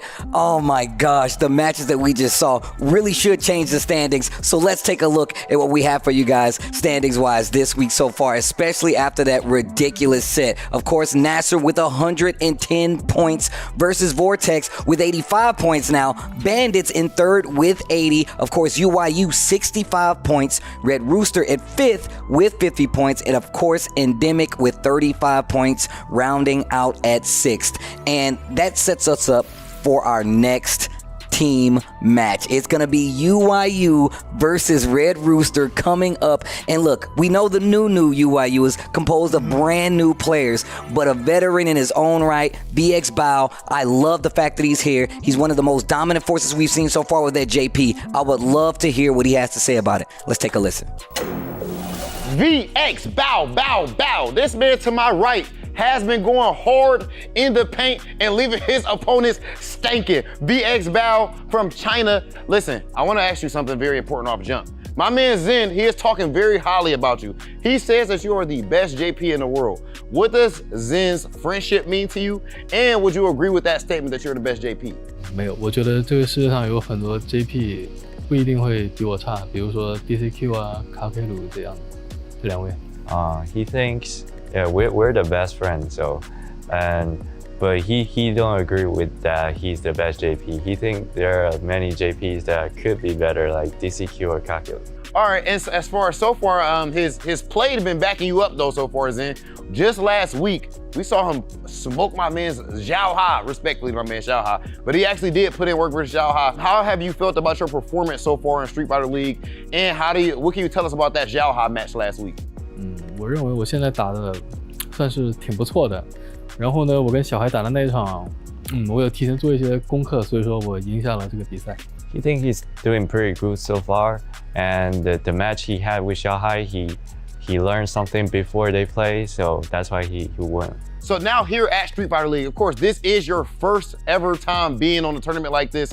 What has this experience been like for you? How is it playing as a team instead of just by yourself? Is it harder or different in any way? 我觉得打组队赛其实算是比较难，但是又能够感受到团队合作的这种。You think it is kind of hard to play on team tournaments, but it is kind of special to feel like the teamwork, you know. And how have you got along with, of course, we know that Zen is your best friend. How have you got along with Dual Kevin and Knuckle Du Dang? 很牛逼，They're dope. That's fire. And of course, so is VX Bao's play up to this point. There's something special about them jerseys, man, I'm telling you. And VX Bao is a big reason why this team could possibly end up becoming repeat champions. Bao, good talking to you, bro. I mean, I can appreciate that demeanor, but it just doesn't match the way that he's been bodying the brakes out of everybody. You know what I'm saying? Like, it's just like, he's that good, but he's like, you know, I'm here to have a good time, baby. Like, I have a friend named Zen. I'm here to connect with my teammates. But, you know, overall, I'm also going to take your points. Right, very simple, cut to the point. I like it. I like that. He has a mission in mind, but he's having a good time at the same time, right? And speaking of new faces, we talked about VX Bao, but on the other hand, the man who's been delivering all the potassium to all the players, it is Banana Ken. He has been rocking everybody's socks off with his JP of his own. So I want to see what he has in mind for his upcoming opponent, who happens to be another JP. He's taken down one of them thus far, but I also want to know what his demeanor is going into it, being the new cat here in Street Fighter League. Let's take a listen. Banana Ken, who are you? A lot of people might ask in the chat, people who are not as abreast to you right now, who may not know what's going on. How would you answer that question? Who is Banana King? I'm an anime player nowadays. An anime player? Yeah. Okay, but right now you're cooking up in Street Fighter. Where did all of this come from? No, but in all seriousness, yeah, I love Street Fighter, I love Capcom games. Just been out of it for a while, and I saw Street Fighter 6, and I love the game, so I've just been grinding the game a lot, and somehow I ended up here. It's been a great opportunity, having tons of fun. So, what's your background with Street Fighter? I started like way back in Third Strike days. So like back in the arcades, I was a little 14-year-old kid, like just putting in my tokens at the arcade, bidding people up. I started playing Street Fighter 4 a lot. I mean, I had some pretty good placements at Evo. I think I got like 13th place at one of the Evos, 2011, something like that. It's been a while. I'm an old man now, but you know, I've been around. So you said arcade, you started off arcade. So there was like strong arcade culture back in Puerto Rico. Oh yeah. Arcades were big back in the day. Just take me back to that time in Puerto Rico in general. What is the Puerto Rican fighting game community like, or at least back in the day when you were coming up there with PR Rog and Mono? I would say kind of like a microcosm of the U.S. Like, you know, that we have like our own little factions. You know, there's like East Coast, West Coast. Oh, and they like play against each other or be competitive against each other and everything. Yeah, form rivalries. Yeah, and it was the same thing in Puerto Rico, but with arcades, of course, because that was how we played basically. And tournaments were also in arcades, so that was fun because like you had to play like really close side by side. Sometimes you gotta like you end up elbowing people on accident because you know those cabinets can be a little small. Yeah. but it was tons of fun, and that's kind of how we ended up learning the game, getting competitive, getting good. So far in Street Fighter League, you are doing work, like you're smoking folks. Are you surprised at all that you're beating so many huge, big name players here? I think people that follow me on social media already know that I tend to be like a little more pessimistic towards myself. So when I came in, like I honestly thought that, you know, like I'm gonna try my best, but you know, like I'm not gonna like sweat it if I just end up getting like destroyed. And like sometimes people like tell me it's like dude, like you're actually good. So yeah, I'm wondering with your level of skill, why the pessimism? I think that's just like a personal thing. That's just how I tend to be. Yeah, like prepare for the worst. The worst case scenario. Right. Yeah. Well, so far it seems like your opponents are the ones who should be pessimistic, not you, because Bananakin has been absolutely putting in work so far for his team. Red Rooster, pleasure talking to you, bro, and good luck with the rest of the season. Yeah, it's a pleasure. Wow, what a story to hear from Bananakin. I mean, obviously he throws back to the arcades. I'm an arcade kid myself, so he was talking to me right there. 100%. We already know exactly what he's talking about. Talking about tournaments being held in PR still, and just the love that's being shown, one. And two, having a work life as well as trying to be good at Street Fighter, obviously not easy, but one feeds the other, he says. And I really like that story. That says a lot, because I know some people are like, when do you balance this? How do you balance this? It's not impossible. Bananakin is shining an example of that, on top of the fact that he has been very successful so far at Street Fighter League. So whatever he's doing is obviously working. Yeah, no doubt. And it's actually kind of quite the mix in regards to that storyline, right? You have PR Raga part of that team. Mono has definitely experienced that. The only one I feel like that has never really had to go to that struggle is Ajax Fidelity. But the crazy thing is, he's just as much up there in regards to the skill level as the rest of them. Not even just for his teammates, but in regards to the rest of the competition here at Street Fighter League. Ajax Fidelity has SFL experience over Bananakin and over PR Balrog. Now, obviously, you know, the tournament experience may be a little different, but this is different than a tournament. Let's get into it. We got Knuckle Dudang going up against PR Balrog. Let's go. Oh, man. You know, he was talking about that last time. He missed his opportunity to get a big jump in against Kaba, but I gotta feel like he's feeling good about getting a jump in against this particular guy that is Knuckle Dude. But take a look at this. The tables have already turned. The Sonic Boom's already coming in. That's gonna be a huge punish. Okay. Big damage, but also getting himself out of the corner. Very important. Nice setup there as well. Choke, just walk up, gets the throw, counter hit at that. And I keep saying this, but the placement on Knuckle Dude's booms is way too good. Look at that, still ready with the anti-air, but still gets the knockdown and the charge on the side of Jury. Yeah, this is the position where it really sucks for Jury to even try to close the gap in, and Knuckle Dude is doing a fantastic job of keeping it within that range. As soon as he knows that PR Rog is willing to sit it out, he decides to go for the driver. Speaking of, drive impact this time. He made it hurt. Yo, OD flash kick, unnecessary roughness, 10-yard penalty. Flag on the play. Red Rooster's ball. Go to the corner. Nice jump. Gets over the OD boom. Oh. No holding back. Damage too.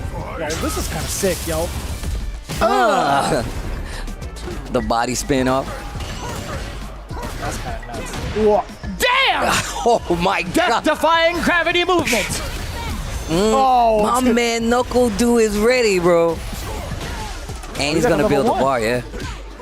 Yeah, more than enough in the tank. That's the first game going to Knuckle Dudang.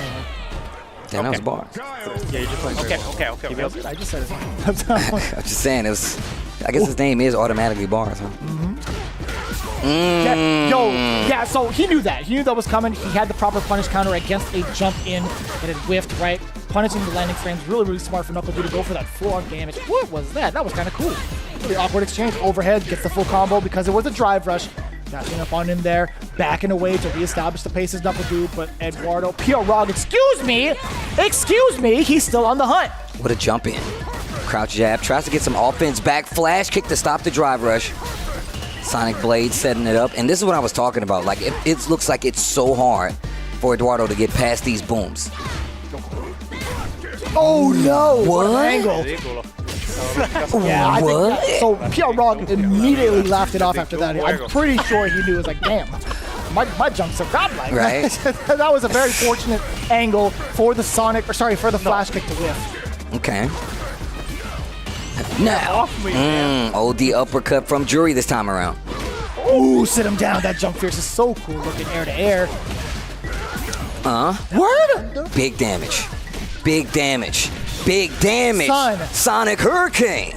You think about that? That was punish counter, drive rush, low medium kick into the fat combo. Oh, he dropped the flash kick. kick. No, it was a bait. I'm totally kidding. He did drop that. He did drop that. I'm lying. Gets the OD uppercut to get out of there. Anti-air clean for NuckleDu this time around.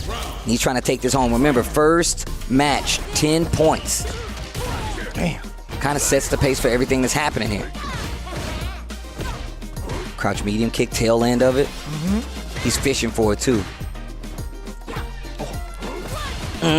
Try to go for a whiff punish. Definitely trying to go for a whiff punish right Exactly there. that.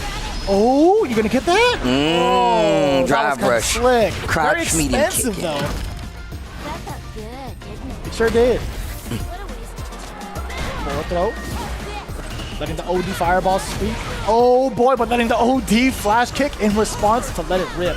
Oh boy, that was another flash kick attempt. He missed it. Okay. Oh, wow. The crouch medium kick actually got him out of that jump in range. Oh no. Did PR Rock try to move out of the way? No holding back. I know he was in burnout, so it's going to be a lot harder for him. I think he just tried to swing back. But now, still. What? I thought Perfect spacing. Had to eat the boom. I like the idea, but I've definitely seen that before. I'm pretty sure I've tried it myself, and I definitely always ate the fireball. I don't know what to do. I mean, like, what else could you have done in that situation, right? You just have to kind of force yourself to block. I mean, and you're already in chip, right? So. Either way, that's going to be a 2-0 victory from the side of NuckleDu. There was some promise, though, in regards to like how the round started for PR Raw, getting these big jump-ins really, really early, right? But it just so happens to be that NuckleDu got himself out of the corner mad early and was establishing his pace with the sonic booms. Like, if you pay attention to game number 1, you're looking at the distance and where he's throwing these booms. It makes it that much harder for PR Raw to even try to find a counter against it. You can't jump over it because it's the right spacing for anti-airs.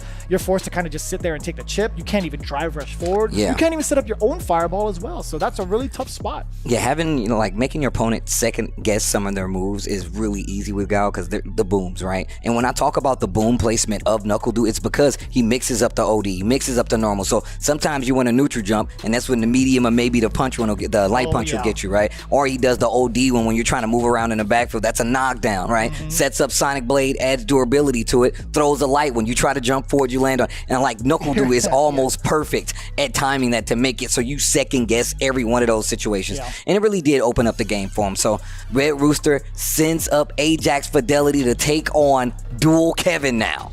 That's one of the biggest things that I kind of thought to myself for Red Rooster is like having two jury mains on the same team. Will it be an advantage or a detriment? We're going to find out via Ajax Fidelity.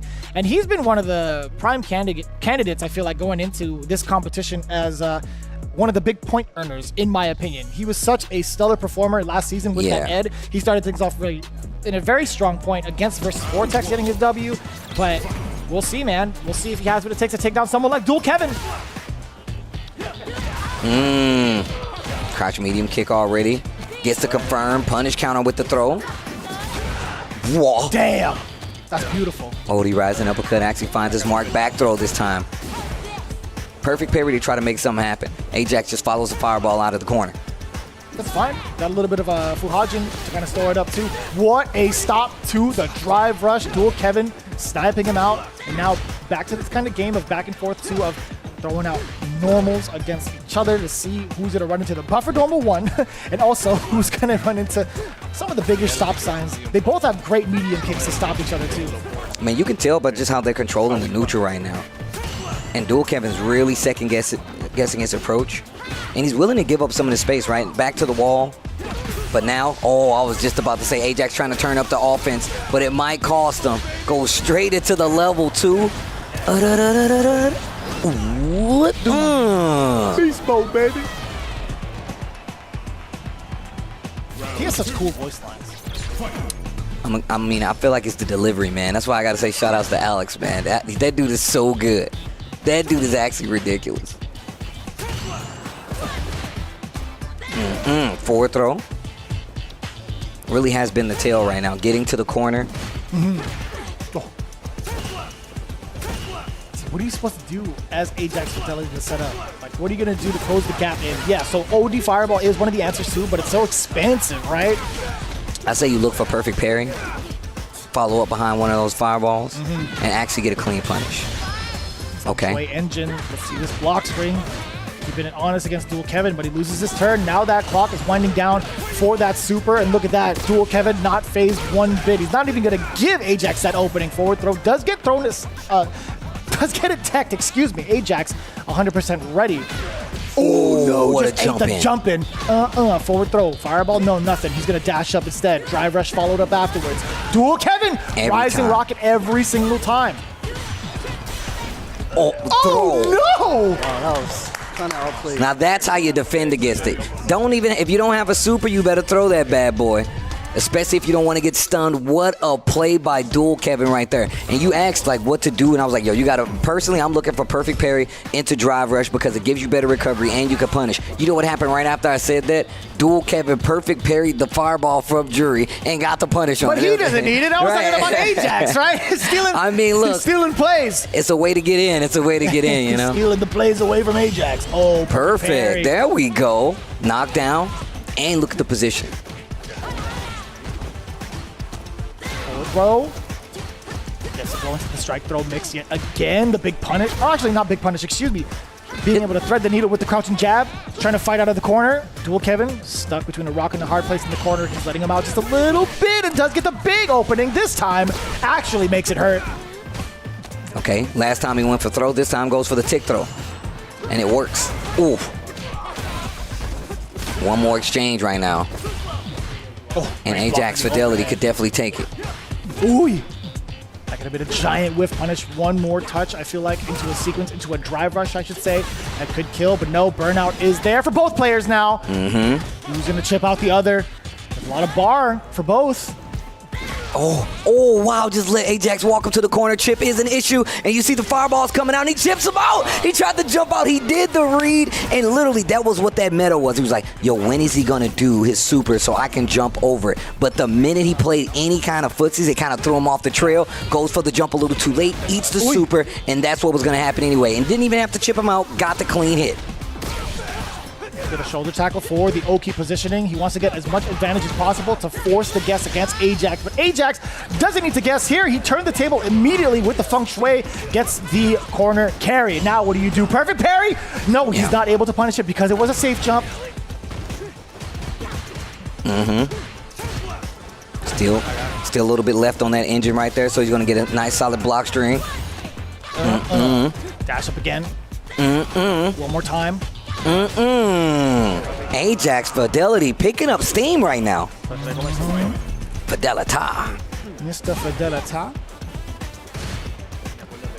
Slowly starting to bulldog against Dual Kevin. We haven't seen a single fireball rain out from Luke just yet. Running into the forward heavy punch.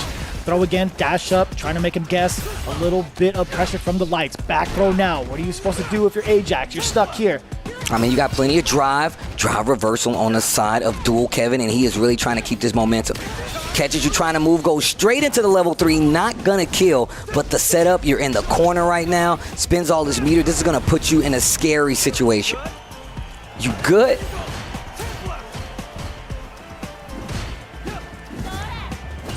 Damn, still within range?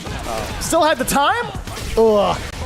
I was expecting maybe the DDT, but obviously he put himself in burnout. Yo, Dual Kevin really making it hurt against Mr. Fidelita. That's actually pretty impressive coming in from the veteran. Yo, he's showing him the ropes here at Street Fighter League. Another 2-0 for Dual Kevin. Yo, Ajax, man, he's fallen short 2 weeks in a row now. I think on episode 2, he fell 0-2. Oh, man. I mean, look, we talked about the talent here either way.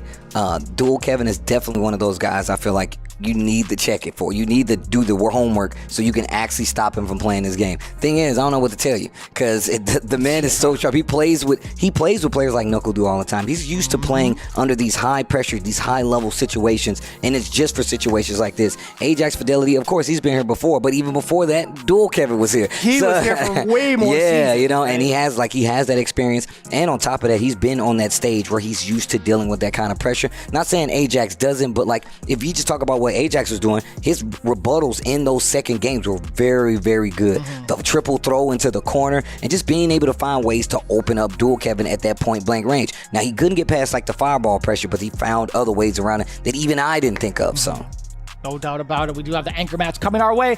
Bananakin versus VX Bao. I actually didn't think it was going to be the JP mirror match. Will the potassium prevail over another JP? Or will it be VX Bao using the power of friendship and his new team to take over? JP mirror coming up. UIU sends up VX Bao. This is going to be so Red sick. Rooster sends up Bananakin. Oh, this is going to be so sick, Steve. Another JP mirror match. I know how that sounds on paper, chat. I totally understand it, but you don't get it, man. This is VX Bao versus Bananakin.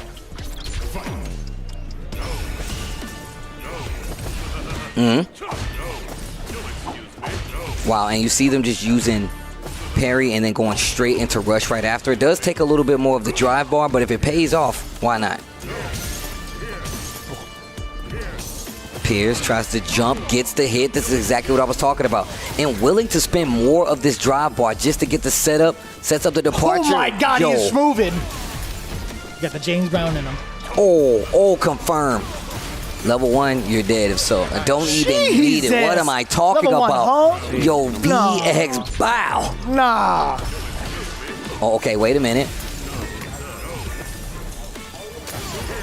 Okay, We're going to see this rebuttal little by little, right? Yo, Bananakin now enforcing the point, trying to get his offense going against VX Bao. It's going to be the side switch. Departure, keep him there. Double departure, who's his which? Oh, wow. Actually gets the hit on the other side, gets Bananakin out of there. Anti-air, crouching heavy punch. You see him walk back just a tad to make sure. Catches I love that. Paying attention to the teleport, catches some of these situations VX Bao is hoping to take advantage of, not allowing it. He knows how this works. He's also a JP player. What a conversion. Oh, wait. Did he commit to anything? Oh, boy. And teleports out because he set up the departure. With a backdash there on the drive rush. Catches him with the crouching medium kick. Not close enough to get the follow-up. Oh, this is actually going to be terrible for Bananakin. I was just about to say it. If he gets hit once, it's going to be Critical Art City. Now, put him in the tree. VX Bao actually has an opportunity to chip out for death. Yo. Oh, I lied to you all. He's already dead. His JP is Bananas B-A-N-A-N-A-S. I can't believe it. He's taking the potassium away from him. Bro, my man throws a handkerchief over his shoulder when he hits you with the CA. But let me see what the rebuttal is going to be like from Bananakin.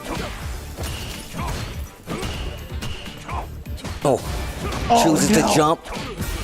Baits out the amnesia. VX Bao pushing to the corner. Spins even more drive to continue the combo. Sets up the departure. We've seen it multiple times. And what a read. What a read to be like, nah, dude, I play this character too. Great defensive movement there from Bananakin. Just good awareness overall as to what VX Bao wants to do. No, departure single. And the double spikes coming in from Bananakin, making it really hurt. Yo, this life advantage, he needs to hang on to it. He needs to kill as soon as possible. I think this is his only moment really before a CA pops up. Yes, sir. Bananakin getting round number 1, putting himself on the board. Yo, they're fighting. Yo, the sweep. Has to hold the roundhouse. Drive rush. Try to take advantage of it. Neutral jump. Crouch heavy goes for the false phantom. The fake out. Oh, what? Wow, he just waited? Just outside of the range of that spike, too, from the departure? How did he Please. They said it at the exact same time. Oh no! Yo, he pierced him in the eye, by the way. That jumping fierce that was like right in the not side. close enough to make anything happen from it. Jumps out of there. Actually has an option for it. Does not go for the level 3, but he stops the entire level 2 mix-up. Bananakin has a chance. Gets the anti-air. Perfect parry situation. Not close enough for the combo. Sets up his own level 2. What's the mix? Holds the parry. Oh my god, he's looking for the throw bait. He's looking for it so bad. VX Bao not giving him anything. The defense is sturdy. Looking like Fort Knox. Yo, and he keeps the corner with the throw. Command throw, you're God! dead! Oh my, Bananakin! You think because you're playing me that you could beat me? 1-1. Oh, wait. That's actually fun. That was pretty good. Whoa, perfect parry, almost had the opportunity to get the punish. Bananakin with some proper reads right now. The overhead mix-up with the Phantoms is actually working out. Scores him like 45% life. VX Bao on the ropes. Anti-air conversion. Oh my God, Bananakin. You said he's the best one in the world, huh? He's the best one in the world, huh? He hasn't played me. Oh, when he gets the wall, what's the combo? No. Oh, no, the drop, or so we thought. VX Bao wasn't ready for that drop. Bananakin, he definitely was. No, we've seen that before. Baits out the amnesia. Gonna push him to the corner. Look at this conversion as well. Big damage. Sets up the departure. You see the attempt at the parry. Walk back conversion again. Departure's there. Teleport. Yep. Oh, the neutral jump again. No, not again. Yo, VX Bao playing him down to death. Yo, that was actually the biggest counterplay that VX Bao could come out with. But yo, Bananakin not phase that. Oh, yo, he's starting out real strong. Departure coming out now. You gotta hold this pressure. Yo, sit him down. You ain't moving nowhere. Bro, the fact that he actually recovered but still had the block. Oh no. Wow. Gets the throw, keeps the corner. Bananakin on a roll. Bananakin on the command throw. He didn't fall for it this time. Puts him in burnout, and this is not good, though. Look at this situation here for Bananakin. Just does a crouching jab, and then he hits him with the drive impact. He's not stunned, so he is in trouble because he's still in his corner position, and he has to be careful. Neutral jump. Gets the hit. What are the options going to be right now? Goes back into a level 2 of his own, but the combo continues, and he is not getting back enough drive bar, so he's still in danger of being stunned. Bananakin, what are you going to do? No, it's fine. Drive bar back. Drive reversal. Sets up the level 2 of his own. What are you gonna do? What's the defensive choices? Burnout is already on deck for VX Bao. We could see potentially Chip. Both and Burnout. Who's gonna tip who first? Level 1. He jumps over it. Oh my God, this is ridiculous. Oh my God. He still clips him with the low medium kick just within range. VX Bao down 1-2. We're going back to character select. Yo, man, find me better Street Fighter. I don't even like saying it at the same time in one episode, but come on. Come on. What? What? Oh my God. I'm too old for this. Oh my God. Dude. Coming on in there, yeah, departure setup. He's gonna force VX Bao to play second to that, right? He's gonna be putting him on the back burner and forcing him towards the corner little by little. The spike placement thus far from VX Bao, though. Oh man, mistimed that he got punished by Bananakin. The side, now it's VX Bao trying to play offense. Doesn't get to interrupt the drive rush, but a little bit of a whiff, a little bit of a drop from Bananakin. Oh man, the throw baits, we're starting to see it, right? He's being a little bit so happy. I'm gonna tell you right now, the fact that the neutral jumps have been so successful versus Bananakin, you know VX Bao is gonna remember that. Tries to set up the double departure with the OD. Not gonna work out, catches the jump back. Uh-oh, now VX Bao has this corner positioning. Oh, actually gets the amnesia this time. Tries to go for the mix-up, holds the parry to stop it. Great anti-air trade. VX Bao on the reactions. Drive rush in, confirm. Gets the long screen phantom, and once again. VX Bao in the first round. Gonna regain all of that momentum. It's been so back and forth thus far. The Tetris block, medium air to air. Gonna do the quick drop. No medium kick, full conversion off of the counter hit. Set up the departure. Both setting it up. Air throw. He was ready for it. Pure reaction from the banana. We're gonna get the departure set up immediately after this, after the knockdown. The perfect parry. Will we get a side switch? Absolutely. What happens next though? Oh, again! No, we're not done. Oh, he parried it. The perfect parry on the DI. Gets the corner anyway. Now you're stuck there. Banana King stunned. Oh, man. Okay, what do you do here? You level 2 setup? You saw the sweep whip to make sure you're close enough to get the combo? Bro, he's gonna combo? He's gonna do 2? No. Oh, no, this is so cheap. Cease and desist. Oh my gosh, VX Bow, what a run. 2-2? That's crazy. That's too intense for me, man. Banana Can. What? He's getting put through the ringer defensively. Respectfully. Wolf. Counter hit. Makes it combo. The other departure still there. Yeah, that spike clipped him on the way down, too. You saw that jump medium punch attempt from Banana Can, allowing VX Bow to pursue offense after that knockdown, but it's still going to be Banana Can. Oh, boy. What was that punish counter on? Wow. Oh, sit him down. Burnout now, though. Definitely an opportunity for Chip. VX Bow, what's the idea? Wow, they can get the combo off of that. Into level 1. That's going to put him in a great spot to get back this drive. Still in Chip territory. Not for much longer, though. Oh, no, that's going to reach. Yo, that was mad raw. Oh, my gosh. That was raw banana, dude. He just went right in with the drive impact. You got no warning or nothing? Come on, son. You can't react to that. I couldn't. I definitely couldn't. I'm about to say, I ain't reacted to that. Oh, I'm out. the Perfect parry. back We're throw gonna to get you. that back throw now. Ugh. No. Yo, I'm going to tell you right now, though. Jesus. Oh, my God. How many perfects has this man had? Just in this set alone. At least 3. Somebody check those numbers. I definitely could be wrong. Nice. Big jump in right here after the teleport. Go Level straight 3, into the level 3. I like that. I respect it. Both looking at match point. You want to establish dominance, right? You want to make sure to establish this life lead. Is it going to be departure? It's double departure right on top of his head, too. He's forcing him to get this block going. It's perfect parry instead. The neutral jump gets blown up. Oh, speaking of. Versus Vortex needs this. Oh, they need this to go into overtime. Oh my God, he caught that? Be careful. Level 3 after the clash. No. Are you serious? It could have been worse. If his life was a little lower, it would have been CA, but lots of damage. VX Bow trying to close this out now for UIU. Fake out with the walk up. Gets the back throw with the position change. Sets up the departure. Gets the spin. Banana King. Talk to me about it. You said this is the best one in the world? We're going into overtime. Cara de lechuga. Wow. You ain't the best. I'm the best. Wow. I'm the best. You haven't played against me. Yo. What's my name? Banana Can. What's my name? Banana Can. It's crazy, man. This is actually the coolest storyline that we could ever ask for, right? We've seen so many dominant players, VX Bow, DCQ, all falling to the same man in the mirror. Oh, that's bars. This is insane. It's actually insane. Back-to-back bangers in the anchor position, by the way. I didn't even know what to expect. I did not think when we came into match number 2, I didn't know what to expect. I didn't think it was going to be the JP mirror match, to be quite honest with you. I mean... So I know Knuckle Dew definitely didn't want to fight that matchup at all. Obviously, we've seen him play against Guile versus JP. Dual Kevin. I don't know if he wanted to step up to the plate for that one. Zhen. Questionable.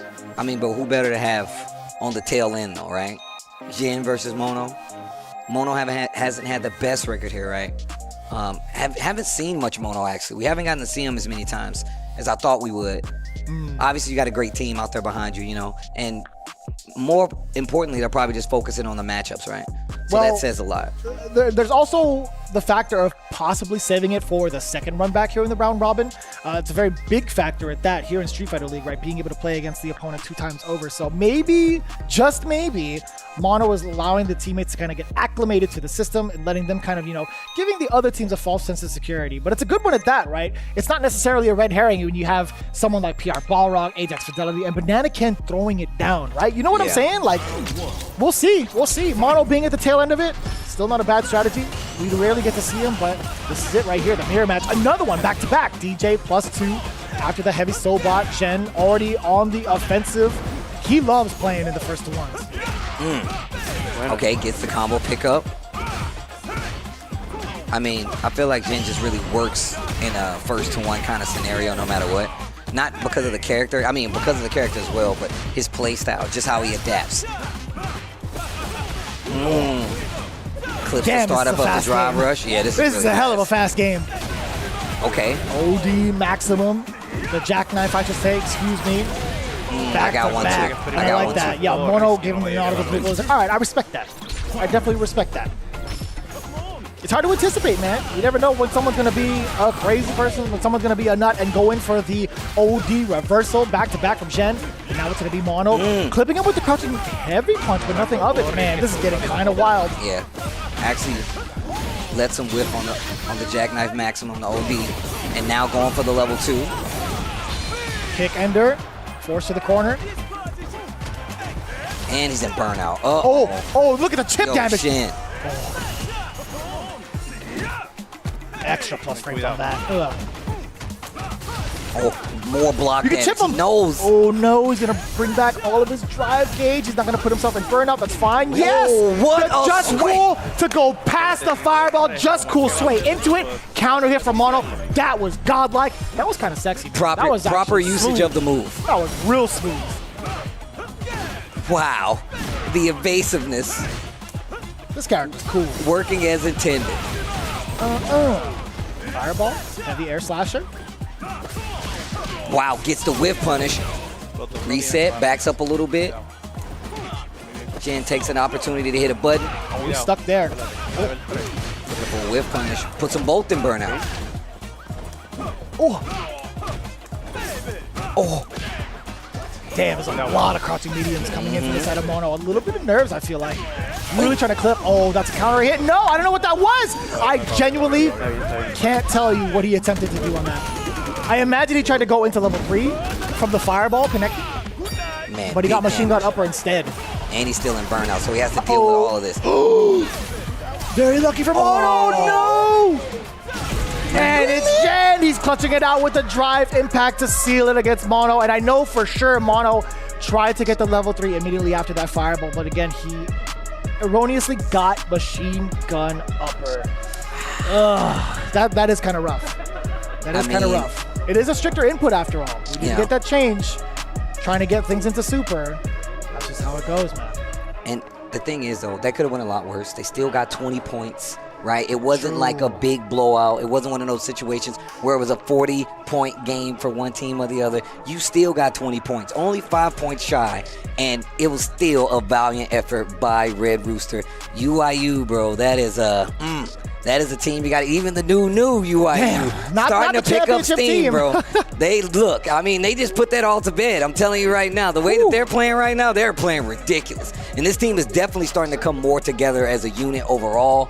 If you just see how their order's starting to line up, I mean, think about it. Look who was the anchor. I'm sorry, the anchor, and then you had your sudden death playoff play. I'm sorry, that's such a strong lineup that to have at your disposal and be like, let's put Knuckle Doo back there. Who really is the super team when it comes to Street Fighter this season, man? Exactly. Who really is the super team? I feel like all of them have the potential to be called that. Genuinely, they're really putting in the work to prove themselves to be the better, maybe close enough to the best team thus far. It's been so close. And what's really wild about everything that's been going on, man, UIU and Red Rooster completely unpredictable in terms of the matchup that we could expect.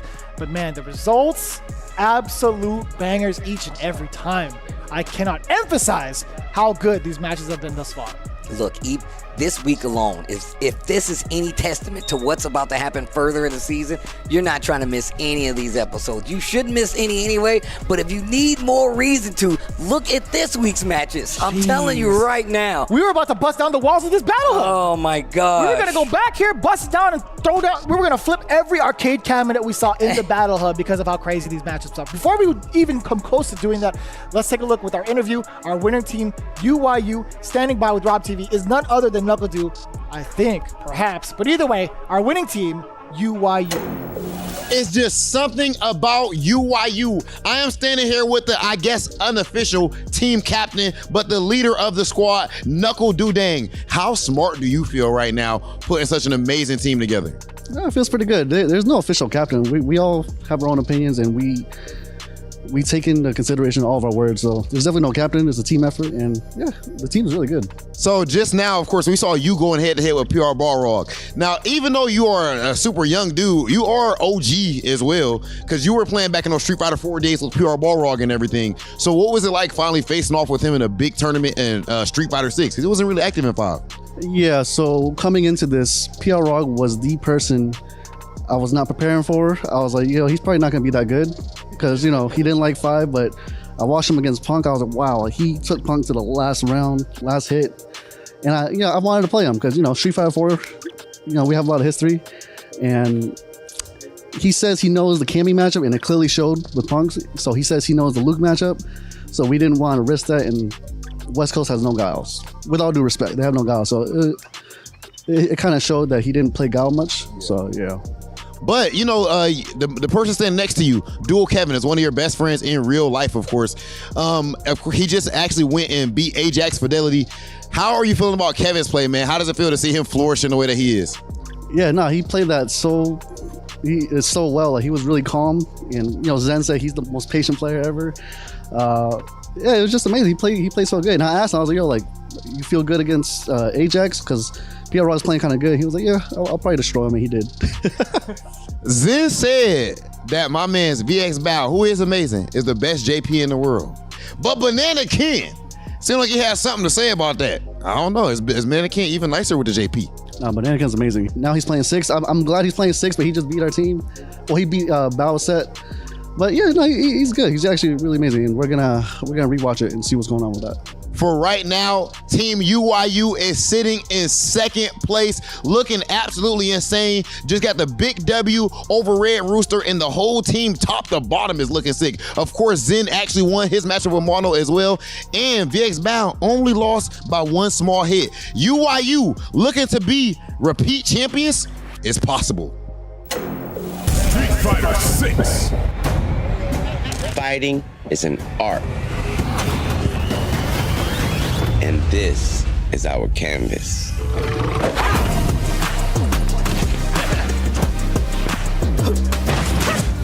Here we flex our style, our passion,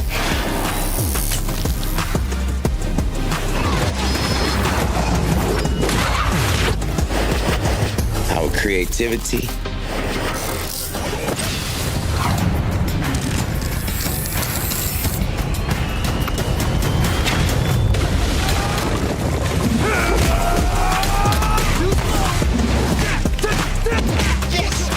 our skills. We come here to break rules, to bend minds, to change the game. This is where we make an impression.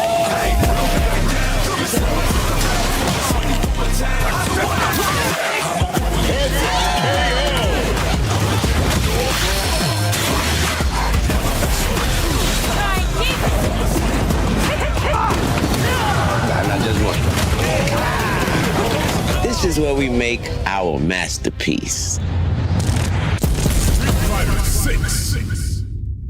Available now.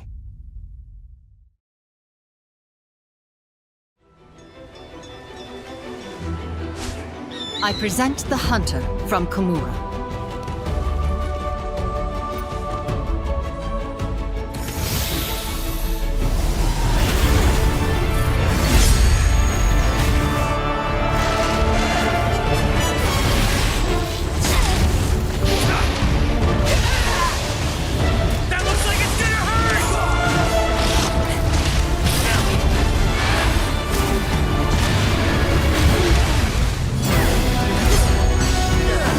This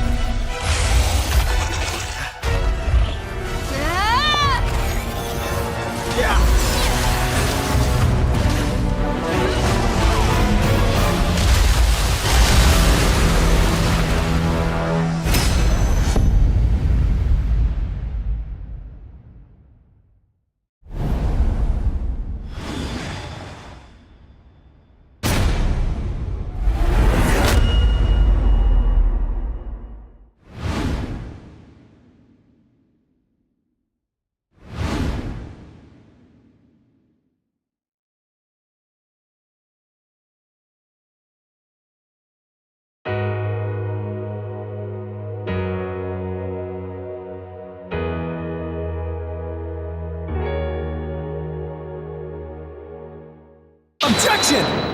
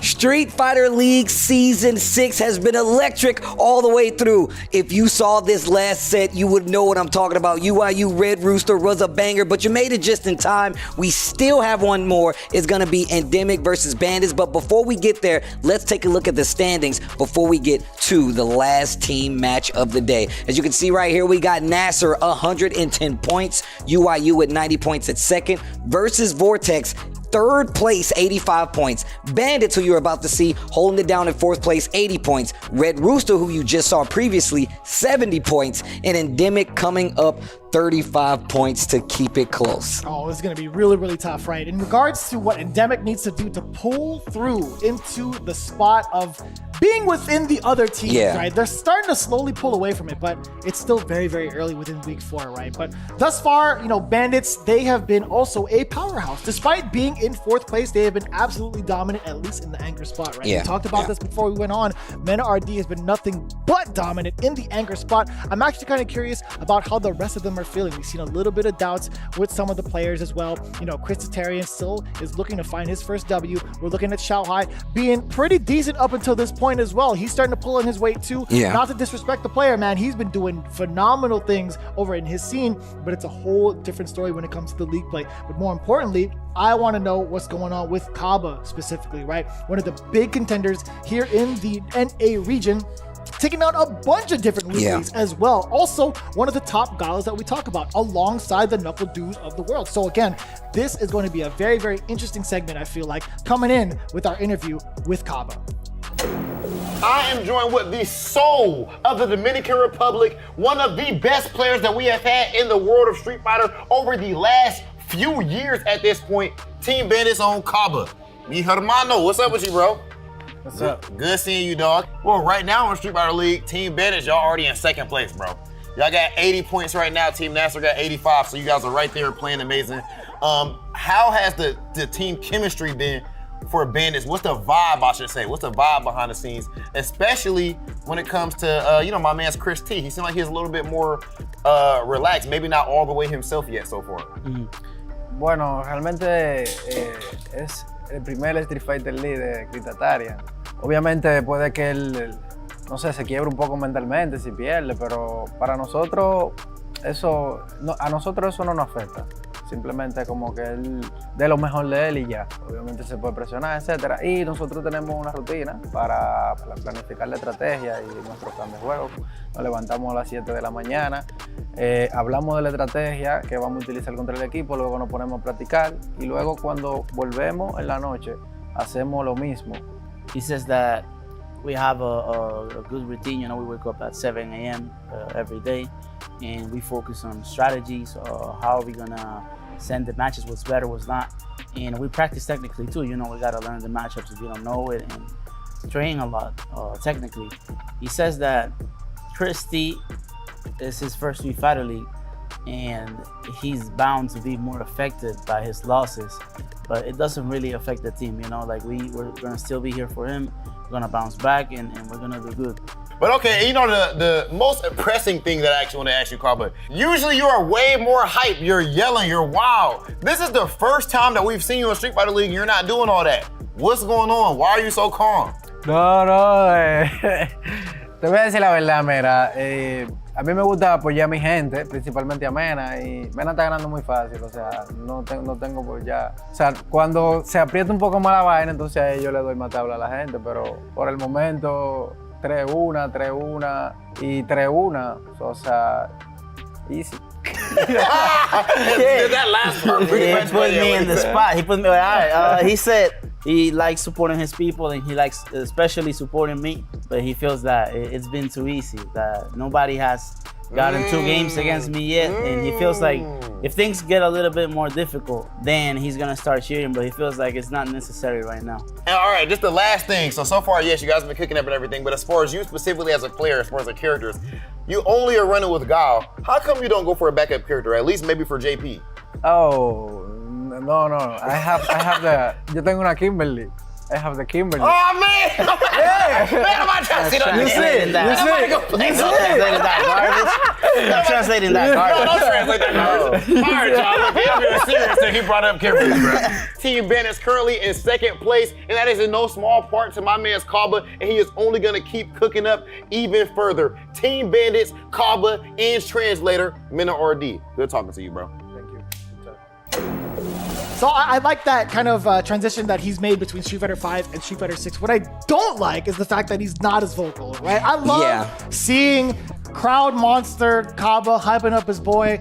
It comes to a point where when your boy gets too good, it's like, I got nothing to do now. That low-key feels bad. Right? Like he's probably saying it under his breath, like, It's funny because I'm so focused on Kaba, the player, and his performance and overall how he's doing. But I didn't even realize that he's not as vocal anymore. I low-key didn't realize that. I mean, if you look at the team composition that he's on right now, like I feel like he's more concerned, obviously, about pulling his weight. And 2, like you said before, this is a team format now. And obviously cheering for your boy is not the worst thing in the world. But I do like this approach. Kaba, like you said before, definitely I miss it too because I love that kind of support. But also still holding his weight. Had quite a few amazing moments to shine so far in Street Fighter League Season 6. But their opponents, Team Endemic, might have something to say about this. I mean, obviously, they do have some returning members to their team, but one of those new members and an established player in the community, not just in Street Fighter, is Reynolds, and I would love for you guys to get to know him as well as I do. Let's take a listen.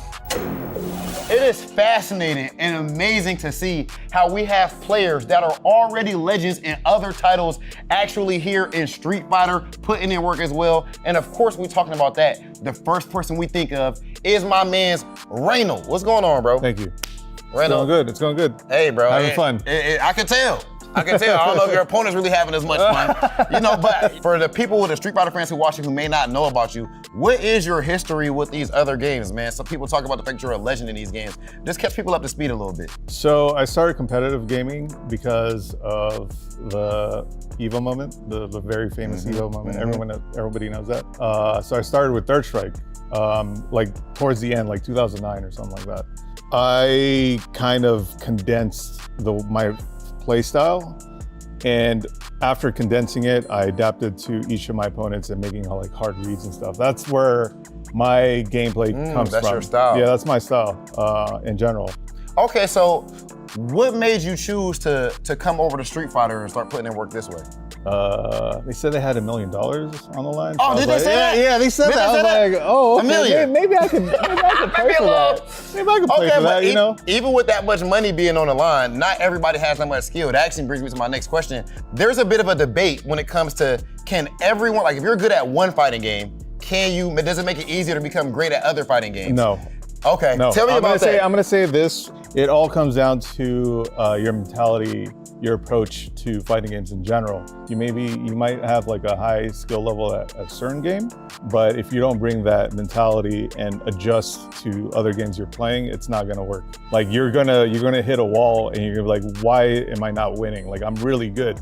player, but why am I not winning? You're gonna hit that wall. You're gonna start doubting yourself. That's really what it is. It's like me losing that CPT, right? I was like, I'm starting to doubt myself. I'm like, wait, I beat really good players in this tournament. Like, what am I like doubting myself for? There's no reason to it, right? You just have to adjust and really reflect on what's going on. I think my strengths when I initially started playing fighting games and how I won Evo is keeping me alive competitively. You know what I mean? Like my patience and perseverance. That's literally carrying me right now. Okay. Yeah. And Reno, I feel like you are going to be a big part to carrying Endemic to the playoffs if that is to happen. So far, you've been ridiculous, and it's been a pleasure to see how sick your JP is up to this point, bro. Thank you. Much love to Appreciate you. it. Reynolds, one of the newcomers here to Street Fighter League and kind of Street Fighter, if you heard his story where he's like, hey man, why are you playing Street Fighter now? He's like, I heard there was $1 million over here. Like something like that. You know, that was a nice, pretty hefty purse. But I guess we're about to get into this match here. Reynolds, Team Endemic. It's not looking too good, but they got a tall order in front of them. Let's see what they do versus the Bandits. Beat him before. Let's go. Let's go, Peter. Yeah, you. All right, here we go.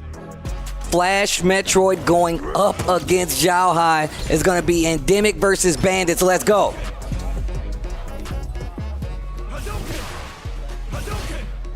Fireball.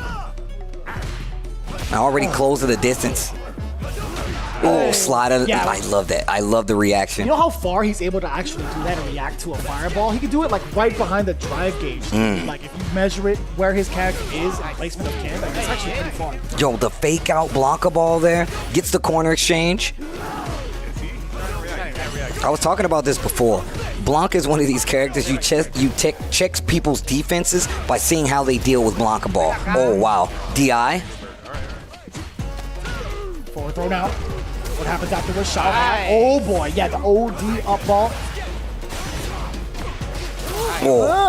Yeah. Oh, try to go for the command throw. Uppercut gets straight through it. Yeah. Smart from Shao Hai, and he tried to slide under it. The OD fireball a little bit too fast. Did we see a little bit of a mishap from Shao Hai? He actually tried to press a button during the OD air ball. I think so. I didn't see if he hit a button. It was a counter hit coming in from Shao Hai. I'm kind of curious if maybe Flash Metroid might have seen that. Maybe he'll take advantage of it in the future, but we'll see.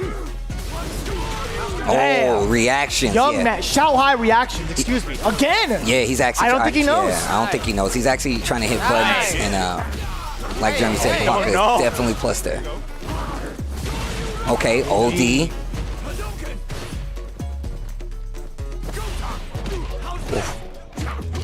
Catches him low, goes straight into the level 3. And for good reason, might not only just the damage, but this is going to cause burnout. Ken, he's definitely going to make it hurt. If he gets close enough for Jinrai loops, or Jinrai range, excuse me, I think it'll be pretty difficult. Oh, the punish counter, that's going to be critical. All right, Peter, you know for sure. Flash all in for it. You know, Flash actually very good, tried to get very it good. off with that initial normal, off with the punish counter. Missed the execution. Oh, perfect parry. Okay. I like that. I really do enjoy that. Look at the amount of damage on the drive gauge. I was just about to say, the drive gauge is in peril already. And the crouch jab to check the Blanca ball, but back to the corner you go. Oh, that just stuffed it out completely. That anti-air had zero chance of going up against the jump fierce. Early jump heavy right there. Oh, overhead. Confirm into the combo. Okay. Okay, drive reversal. Puts himself in burnout, though, because of it. Zhao Hai not reacting. I love the animation walk from a burnt-out Blanca, man. Oh, God. Extra plus frames. Forward throw. Because of that burnout situation, yeah, just forced all of it. The chip is there, the counter hit as well. Yo, Shao Hai, either way you spin it, right? Even if he didn't get hit, Flash Metroid was in a bad situation. Crouching heavy punch into the DI could have caused a wall split. I don't know if maybe Flash would have been ready for a level 1 or not, but either way, spin it, look at the damage incoming, but more importantly, this corner carry. Don't get thrown. Yeah. Here we go. Enhanced Tatsu gets the corner. Crouch jab, tries to hit a button, no wake up, Flash in trouble. Okay, OD ball. The lightning install coming in off of the level 2. How's he going to utilize it? Here comes Mini Blanca. Oh, Air wow, reset. tries to walk forward. He's ready for it with the jab. Oh, command grab. Yo, he was ready for it. Does get the full punish counter. That is more than enough. Lights out. Shanghai getting the game. Good job. 4. Let's go. Let's go. Bandits, Let's go. 2-0. Zhao Hai taking it. And just his reactions to like Blanca ball, I mean, up the air ball, that's one thing he actually kept trying to check. And obviously it seems like he didn't know that, you know, you're not supposed to hit buttons there. But even still though, his reactions to just light punch ball, the way he was checking it with jab, right. And just keeping Peter on his toes where he was not letting him get to that space where he could react to fireball and slide under it, then just completely removed him whatsoever. I mean, the way that he approached that was very systematic. And man, the person we got coming up next for Bandits is gonna be none other than Chris House-Tatarian going up against Samurai. Chris Tatarian still looking to pick up a W for himself, right? He's been in a little bit of a mental rut, and I will say that because, you know, he's very much so an emotional player. He understands what needs to be done for sure, but in these kind of settings, you cannot let your losses bring you down. He has to come up from those losses, come up with his teammates as well, and start to carry his weight. And it's kind of weird to say this because, again, he is one of the most dominant Kens in the world, and I will say he just might be one of the best Kens for North America, if not number one. Right? Yeah, but at the same time, again, he needs to come back from that mental rut. And now they're going to the second one. This is best of 3, obviously, but it gives Chris an extra game to try to get his sea legs, get used to this format, right? And on top of that, he's doing a little more. All the pressure's not going to be on him in this situation. You still have one more player match to play, so this is a good spot, I feel like, for him. You know, Samurai's been also in a rut. He hasn't had his win just yet. Whoever comes out of here, they're at least going to get their first W here in the league. So, silver lining, right? All right, well, here we go. It just depends on which version of Chris T decides to show up this time. I'd imagine he's going to take the calm and cool approach against someone like Samurai, well versed in what he wants to do. And it's not going to be their first rodeo against each other, right? They've played each other over at ICFC. They've played each other over at can openers. Heck, even over at TNS events, too. Low forward, okay. Oh, he crouched it too? Yeah, nice. Oh, wake up, OD uppercut coming for Samurai. Nothing of it off of that low forward. You know, we've seen how much damage Luke can get off of these stray hits too. Missing that opportunity. Sand light kick, nothing behind it, interestingly enough. I think it's more of a spacing thing right now, right? He's just trying to make sure he's close enough. Don't want to overcommit, but he's doing good so far. Shinrai, nice, catches the jump out of the corner with the uppercut. Back to the corner you go. No DIs behind him. He's just waiting and chilling. He does have the life lead. He doesn't need to take any big risks, but now facing the corner. Samurai has him at a stop. What's going to happen here, though? Are we going to see the big opening off of the Fierce? Not too big, but there was a sweep coming in from Chris Tatarian. All right, not going to get the full level 3, but he's still going to spin the level 2. Chris T and burnout, so he's going to need something big. Oh, true. Looking for the DI possibly. Oh, what a jump by Samurai. Wow. Obviously probably anticipating the drive impact, right? Goes for the jump, puts himself in the corner, gets the closeout on the round. Not the worst play. It still went slow pace. Now Chris has to bring it back to the situation. Samurai definitely about to get comfortable. I love the confidence already, too. We just saw the Tiger Woods fist bump as soon as that round was over. That's the kind of place Samurai needs to be in order to secure this first W. But Chris Tatarian still looking for this big opportunity to wail in on the damage. He gets the opening. No, drops it on the table again. No damage. Puts himself in burnout, though. Are we going to see level 2? No, just takes the Tatsu, push to the corner. Okay, blocks it this time. Needs to be really careful because he is in burnout. You don't want to put yourself in the corner.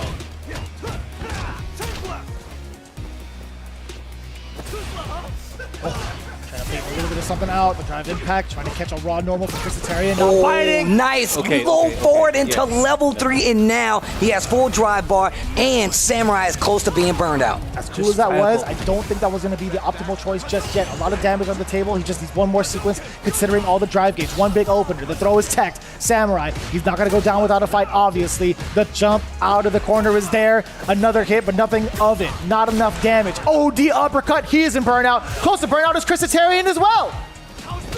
Okay, yeah, looking for something. Oh, wow, Chris hit a button. He actually gets hit, and now he's in burnout. Oh, that could have been my a whiff gosh. punish. He could have been dead. And he's about to get the drive bar back, and Chris is in trouble because he does it. Playing it slow. 2 bars from the side of Samurai as well. The throw does get tagged. OD coming from Chris Tatarian. Oh, Good job. Chris T. Good job. Chris House-Tatarian, make your family proud. The T could stand for anything. Chris Tactical. Chris Technical. Chris is terrific. Who knows? I like that. Oh, I like that. Counter hit stand jab and a counter medium. Oh, yo, he's being real flashy right now. He's being extra the flashy counter right hit now. confirmed. Tries to go for the throw. Momentum and life lead in Chris's favor. Takes the back throw on top of it. Oh, no. That is terrible. Oh. The drop from Samurai leads that's to it. this big moment. Yo. Level 2. No. Oh, no. Good, good. Everything's safe. Okay, We're cool. good. All right. So got some more Street Fighter to play. Everything's good. Everything's all right. Couple of drops from both ends. Chris House-Tatarian coming out the winner, getting first game. Damn. And look at the smile on Chris's face. He needed that. He needed that. He wants to go back and forth and try to whip punch you, but it's too hard to whip punch that button. And also, he's at max jab range. He is mashing low forward. All right, so just be aware of that. Yeah. That can't, not saying he can't handle it, but that can't be fun. It's terrifying. What an interrupt. Corner you go. Meaty. Meaty overhead. Jesus. Oh. Chris T in burnout now because of it. Tried to read early for the uppercut, eats a fireball because of it. Oh. Can't really respond to that. Kind of difficult to without any resources. The jump in is there. Punish counter. Let's get the full flash knuckle. Going for the damage. Damn. Okay, Samurai. Still in burnout. Ooh. What an The big interrupt. Back throw. He knew it too. Perfect parry. Oh, yo, Chris T. Needs to be careful. We've seen the reactions for Samurai. If you try to drive rush in, Snipe the legs, low forward. That is deceptively long, by the way. it's very long. Animation doesn't look like it, but man, that thing could reach out. The animation looks crazy stubby, actually, but it actually got some range. Beast mode, baby. Uppercut, ready for the jump out. You gotta pay the fees, man. If you want to try to jump out against a Shoto, guess what? You're gonna get an uppercut. I will classify Luke as a Shoto, by the way. Okay. I think it's been established. Drive reversal. Close enough, at least. Oh, nice. Perfect parry. Not gonna be a lot of damage, but it does build a significant amount of gauge. Plus the Oki, beating the throw. This should be more than, not enough. Wait a minute. This is a chance for Chris. Optimal. This is a chance for Chris. Optimal, sir. Oh, neither is that, and that's gonna be just fine. Samurai, he's waving his hands just a little bit. You know, he's like, I didn't mean to do that, but luckily he got the rest of it. And he's contemplating maybe going back to a character select to reassess, right? That is a moment where Samurai can absolutely not drop those big moments for the W's, because if you let someone else live, if that was a different scenario, maybe like for like a championship game, best believe he would have been in big danger. Yeah, no, that's true. I like how he's playing the range game, though. Taking his time. All right, last chance here. Chris T, Samurai. You know the nerves are getting to these two players. You can see it in their facial expressions, man. Okay, gets the carry to the corner once again. Uppercut enhanced to close out. Vortex is there. Pretty delayed as well, creating such big space between the two. Whoa. Man, he's doing that a lot, too. The back heavy punch? Yeah. It does a great job of baiting out some of the throws from further distances, baiting out some of the light normals as well. You thought you could do what now? Air flash knuckle? No, sir. AFK, you're sitting back down.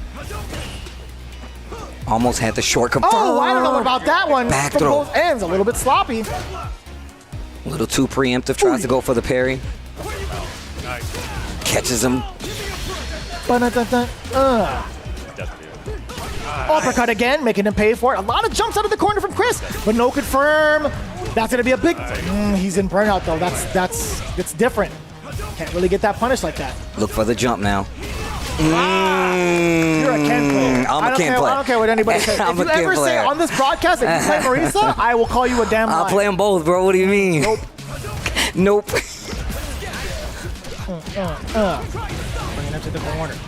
What happens now? Oh. The run stoppage. The cancel. Into the throw. Checking the Catches back. the back dash. Do it again. Uppercut.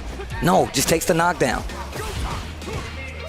Very aggressive so far from Christatarian, but one slight mishap. Best believe the Samurai is going to be cutting his way out. No, sir. He dropped another perfect flash combo.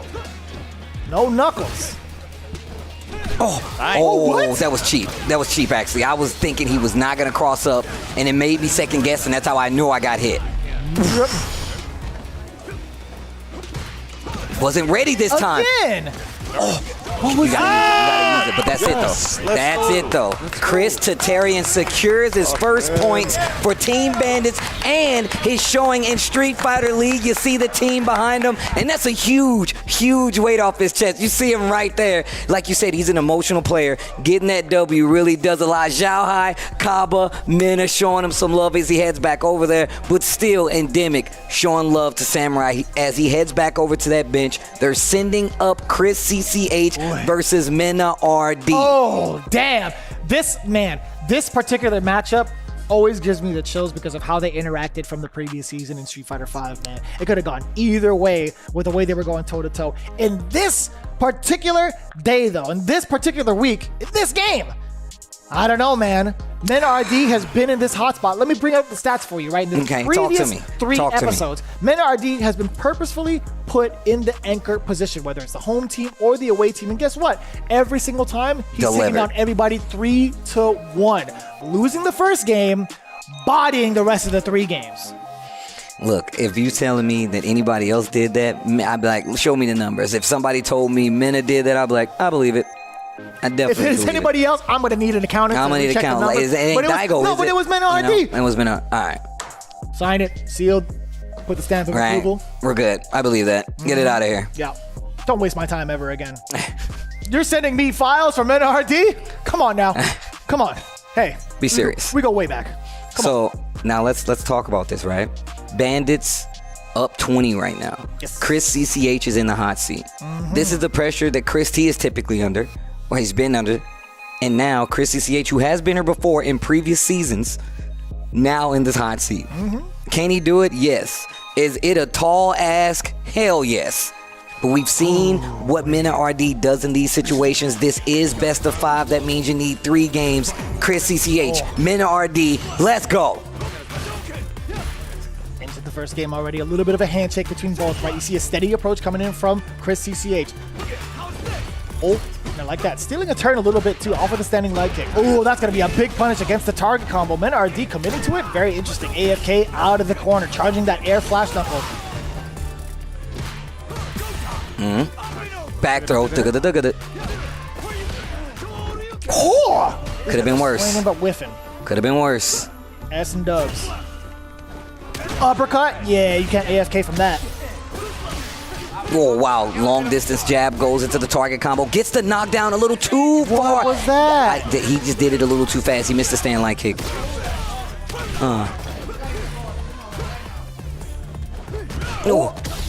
Good jump heavy. It's going to be PTSD. Every time I see a jump fierce from either of these characters, I'm not pressing a damn button. I'm literally doing this. I'm like, oh no.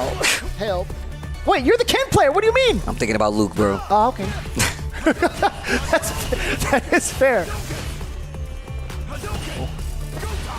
Oh, yeah. For a throw. Oh, trade. Oh. Not gonna let him have it. Goes back to the Jinrai loops, and it's not gonna work against Mena. Looking for it that second time around. Definitely had an opportunity there. What a whiff punish by Mena. Jesus. Forward throw. Gonna drive push forward. No, he's just gonna dash forward instead and eats the fierce upper. Okay, mid-screen. Jinrai. Excuse me, my mistake. See how I said it? I had to say it with a little more authority because I heard you say some abomination of a name. My bad. That was my mistake. Oh! Often you see that mistake. Oh my god, 2 after the second one? Level 3? We're taking him all the way down to where? Oh, he's dead? Death. That wasn't even, Memphis, they missed that stop. They missed that bus stop. No, he says that's my fault. He's like, that's my fault. Check like the settings. Yeah, just a little too fast sometimes. You do like the jab into stand like kick. It's definitely happened to me. Oh, I think he's turning off the I don't know. I have no idea. He have no confidence. Always miss. So you can try with first. Man, I wish they just let that walk. They need to. I'm telling you right now. I just want to see some. Yeah. Here we go. Game number 2 between the two competitors in the anchor spot. RD firing first, does the punish against the fireball, misplaced this time. Drive impact, look at the damage, do it again. Throw, no, it's gonna be stagger pressure off of the lights. The counter hit to expose Chris CCH's defense. Forward throw now, this time catching the backdash, not gonna get away with it. You can't keep getting away with it. Oh, wait a minute. Oh, what is happening? It's getting this. You can't let these situations slip by versus a player like RD. Jesus, you cannot let players like this. Ready. You cannot let plays like that slip by when you're fighting someone like RD.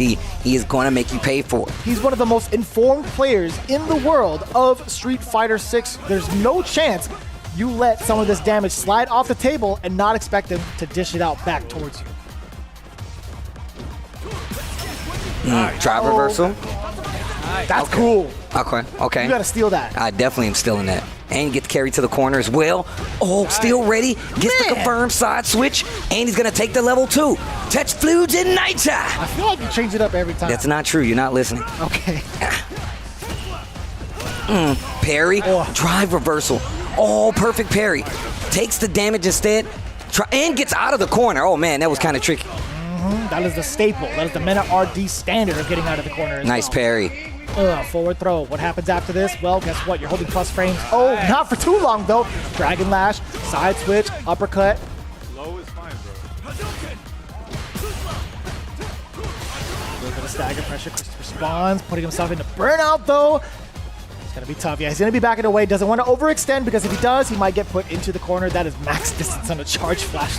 So much chip damage as well. CA on the side of Mena RD. A single hit can do it. Oh what my a bait. Hook, line, and sinker. Send him downward. God. That was insane. The Macho Arena with the Macho fist. Magnifico. Yo, you see how he pushes the arm down? And then he hops up? Don't doubt yourself because of that last Get off of me. All right, that was just a read. Don't worry about that. Oh, man. Don't worry about that. Bro, 2-0 right now. He doesn't know how Best to of 5. get in on you. And you can hear his perfect. team talking to him. Both Reynolds and Samurai. The Samurai in this thing. I like that. The damage already starting off with and then RD punish counter. Bit of a mishap. Oh, that's a huge. Oh, no way, wow. son. Yeah, because he did an uppercut recovery. It gives you extra God, stun. That was sick. So beautiful. That was such a sick combo. Oh, Mena RD, the most informed player in the world right now. Damn. Jesus. Look at that match point. Oh, no. Gets the throw. Yeah, this is not looking too good. Yeah, Kaba ain't cheering one bit from Mena RD. Not a single noise out of his mouth to hype him up. I get it. I get the interview. It makes sense. Trying to keep him at bay with the fireballs. Gets the perfect parry. Now he's going to get the carry to the corner. Not a lot of damage, but the positioning is something that you want. Tries the anti-air. Not going to work out. We've seen it a couple times. Big damage on the board. Nice. Okay, it's a button on wake up. It's okay. Nice. Not afraid to press buttons. How many Level times have you 2. seen the what? Touch fluid in night shot. A bunch of times. A bunch Nice. of times over. Nice. No, too early.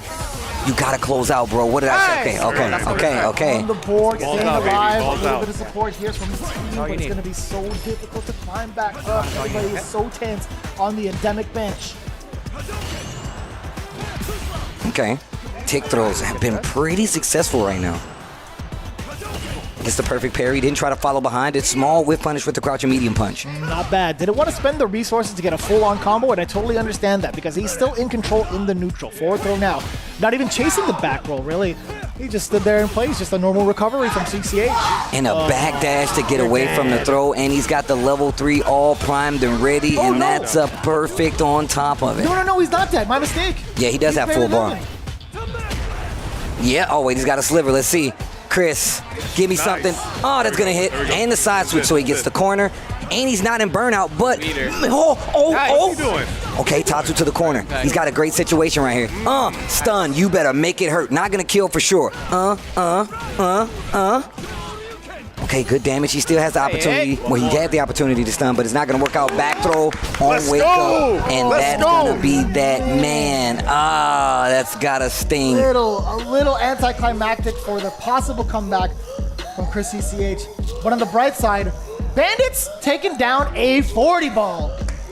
What a set for them. And I feel like this is really something that Bandits need. We keep saying every week, like, who's the super team? Is it this guys? Is it this guys? Is it NASR? Like, what about versus Vortex? They're looking good now too. But you still got, like, it's so much back and forth that happens because you see these small instances and how they play out. But a lot of times it just falls to the order. Chris T getting points on the board, and you can see how much that affected his personality, just right back at it. Now I feel like this is what we get to see from him. He gets to open up, be a lot more emotional in the gameplay, put a little more on the line. He's going to be a little more confident. That's all you need, I feel like, in a lot of instances, because all these guys obviously have the ability to do very well here at Street Fighter League. It's more about the fact that knowing that you have a team supporting you and that you can get the job done too. Excellent morale booster, without a doubt. Mena RD still securing his spot as one of the most dominant players in the league, right? Every single anchor position, 100% win rate. But this time around, he did it in a different fashion. Didn't take the L first, going to the 3. He actually immediately went into the 3-game straight W. And I gotta feel absolutely ecstatic. If I were part of that team, that is for sure. I'm like, yo, man, we're feeling really, really good about ourselves. A 40-ball game for the side of Bandits. We got to take a look at what RobTV has in store for this interview with our winning team. A sleeping giant has been awakened here for Team Bandits. Mena RD, can you tell me the significance of that Chris T victory? I think we had only one dark cloud looming over Bandits, and it cleared today. Honestly. I haven't been this happy in a long time, and this isn't even, this isn't even playoffs. This is nothing. But for me and for the team, it means everything, because the energy Chris T was having, like the bad luck, the pressure he faced, and finally breaking that domino effect, like now I feel like we're complete. Now is when the tournament starts for us. And it sounds crazy. Because we first place, but I think now is where you're going to see Bandits for real. With you even picking up Chris T in the first place, letting people know why you trusted him to be on the team. I want to see Chris T dominate. I want to see Kava dominate. And I feel like I can help them develop into that. And if they do crack that code, I think this team is unstoppable, not only here, but in the World Championship too. Mena RD, the last question I'm going to ask you. Is this the best team here in Street Fighter League? And for you yourself, we saw you absolutely 3-0 Chris TCH in that anchor spot. You continue to win time after time after time. Are you the best player here right now too? I have the confidence and the faith to say I am the best player in the world. And I have the confidence to say this is the best team in the Street Fighter League in the whole world too. We just have to perform. We just have to keep going, and show the world what we're made of. But I do believe in what I said. Some people like to give the political answers. Some people like to back down. But when it comes to Mena RD, when it comes to Team Bandits, they're going to let you know exactly what it is, and they are going to cook up. They were already placing high before Chris T awoken. But now one of the best players in the world has officially joined the ranks. Team Bandits, first place here in Street Fighter League, and they are just getting started.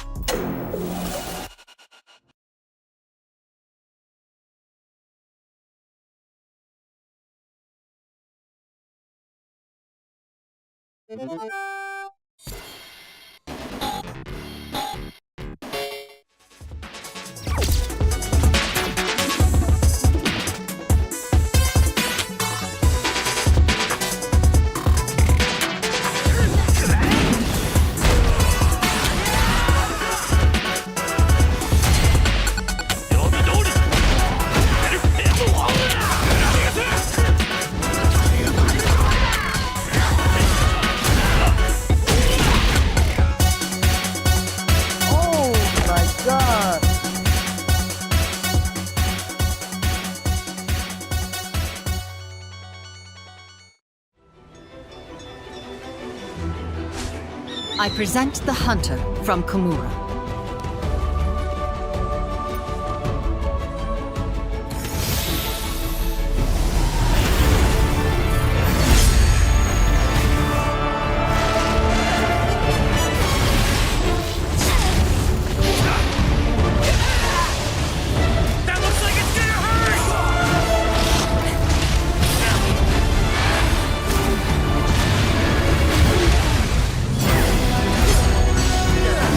This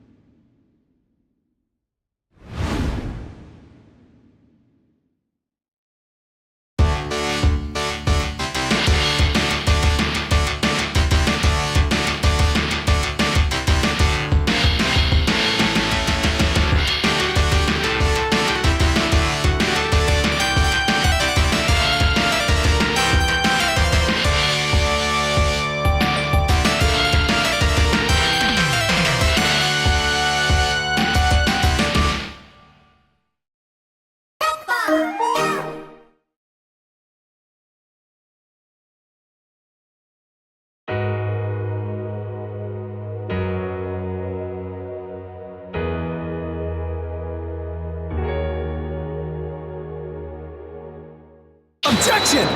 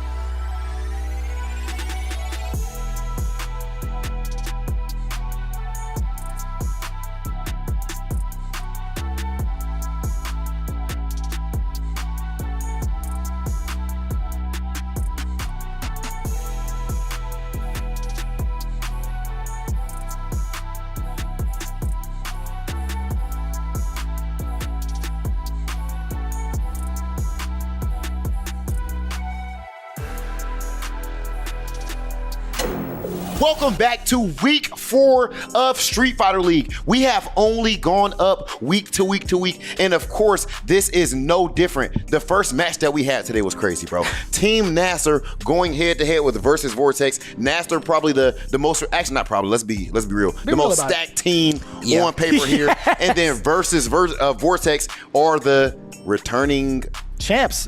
Let's put it, no, that's exactly how you have to keep it real. Players that they hosted the goal last time. So right now it was not easy to say exactly how this was gonna go, but Team NASR did end up taking it with 25 points. That first match, Jeremy, god dang. Yeah, so NL really proving his worth, putting in the work and the confidence to set the pace for the rest of the team. It was kind of unprecedented, right? But at the same time, we still needed to see Nephew. He was kind of in that rut. Well, actually, no, I take it back. He was in the sudden death spot. He did get his W, so he was coming in undefeated. He was undefeated. But it's not the same look coming into a 2 out of 3 standard match, right? Obviously, I think he was counting his chips too early, and he was like, bro, I'm undefeated. And I'm like, why would you say that? His entire interview, he was feeling himself. Yeah. And I appreciate that, though. You need to have that kind of confidence. You have to. That's true. That's true. And then going on to our second match, we had Shin going head to head with Big Bird. I love it to see Big Bird bust out that Rashid. Yeah. But in the end of the day, in the words of my man Yipes, he busted it out, but it turned into some bust ass.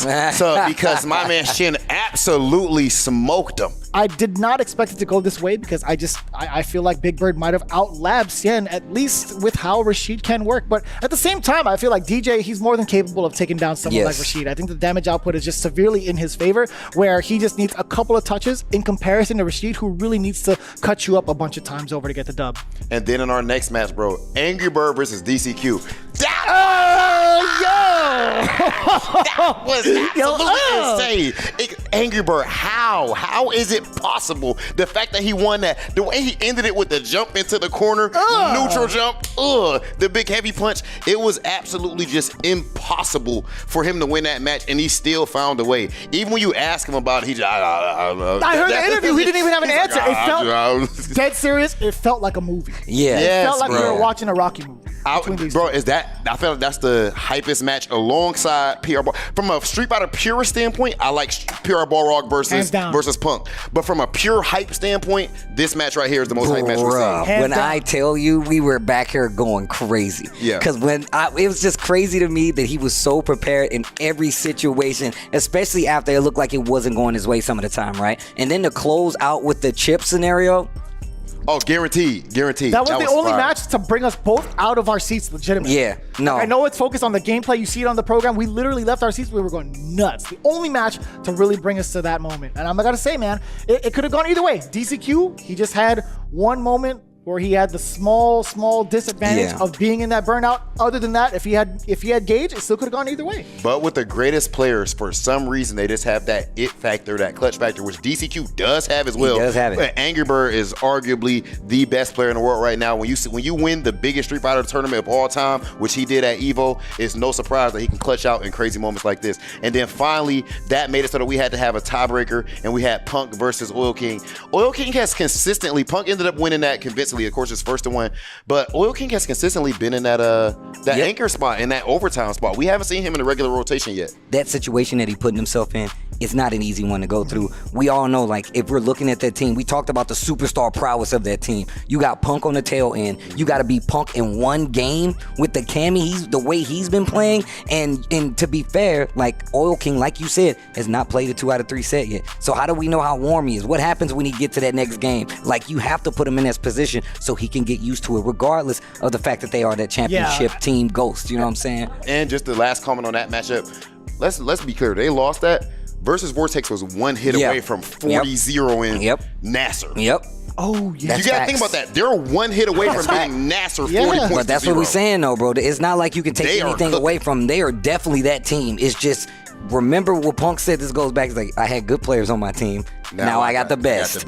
Just saying. It just goes right back to what he was saying. Almost every team can say that, man. Moving into the next matchup, UIU versus Red Rooster, another team that feels to be, in my opinion, kind of stacked. UIU is looking real good. Not the same championship team, a little bit of a remake, but still just as effective. Going into another tiebreaker series. Oh my God. Knuckle Dew versus PR Balrog. I love to see like the Street Fighter 4, that, like, you know what I'm saying, the Street Fighter 4 OG match going on right there. Knuckle Dew ends up winning that 2-0.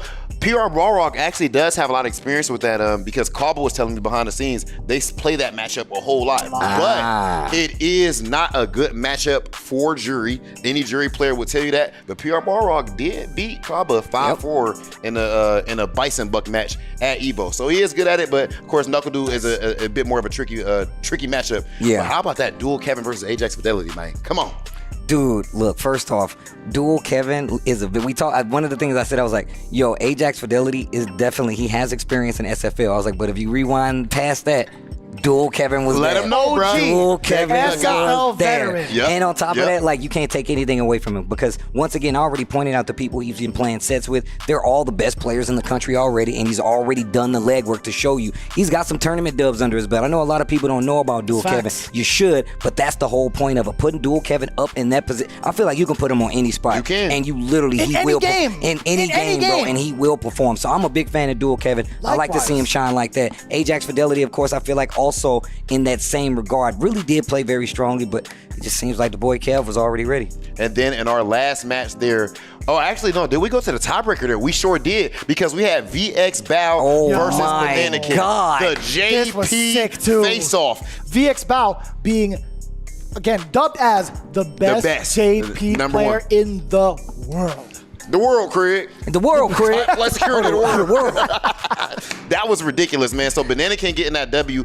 I'll tell you what. He's kind of trying to creep into that sleeper position for MVP or something. It's too early to say. I'm not saying he that yet. Minute RD is crazy right now. I don't know. Wait, listen. In the mirror match too. What is his dubs?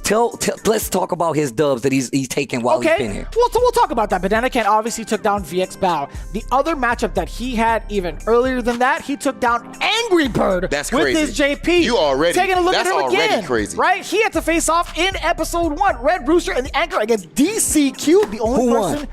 The only person that he fell short to, Mena RD. Like that's a conversation he beat for later. DCQ, Angry Bird, and he just beat VX Bao. That's right. That's 2 JPs and also one of the top players in the world. Banana Can, man. He's the truth. Crazy. He's the truth. Okay, he is uncomfortable. Like I said, you're right. People might be sleeping on him. Yeah, he's looking absolutely ridiculous. And then, of course, finally it went down to the tiebreaker, and we had Mono go head-to-head with Zen. But right there, he ended up losing to Zen in the DJ mirror match. He had a crucial drop there, actually. Yeah, that was terrible. Ended up getting that heavy machine gun upper. That was game. If he would have got that, that was the game. Yeah, we all know that he was trying to go into like the normal, cancel it into the fireball, then canceling it into level 3. But it just so happens, with the new patch that we had to make sure that the execution was a little bit tighter for the super art execution. So we get that. We had that conversation before we went into this conversation. So it's really interesting to see how that played out. I think he might have been able to take the W against Shen, right? If that had landed. The most exciting match, though. The most important match of this week, because of what transpired, was our last one. Team Bandits versus Endemic. We started off with Xiaohai versus Flash Metroid. Now, first off, I'm just surprised that Endemic, spoiler alert, they did not at all put Reynolds in there. If I got a JP, I'm putting them in there. I don't care. Yeah. That's and they were the home team, by the way. That's a very valid point. You don't put your JP in? I don't understand the logic right there. Yeah, I mean, I feel you. You would have put him first. I'm putting him in there. I don't care. I roll it. I flip a coin. I don't care where I put him. He's gonna be in there. He needs to be in there. He needs to be there. And then, but the strategy didn't end up working out for Endemic in this case. Xiaohai goes up against Flash Metroid first, wins 2-0 over to Blanca. And bro, how about that next match though? This is the big one.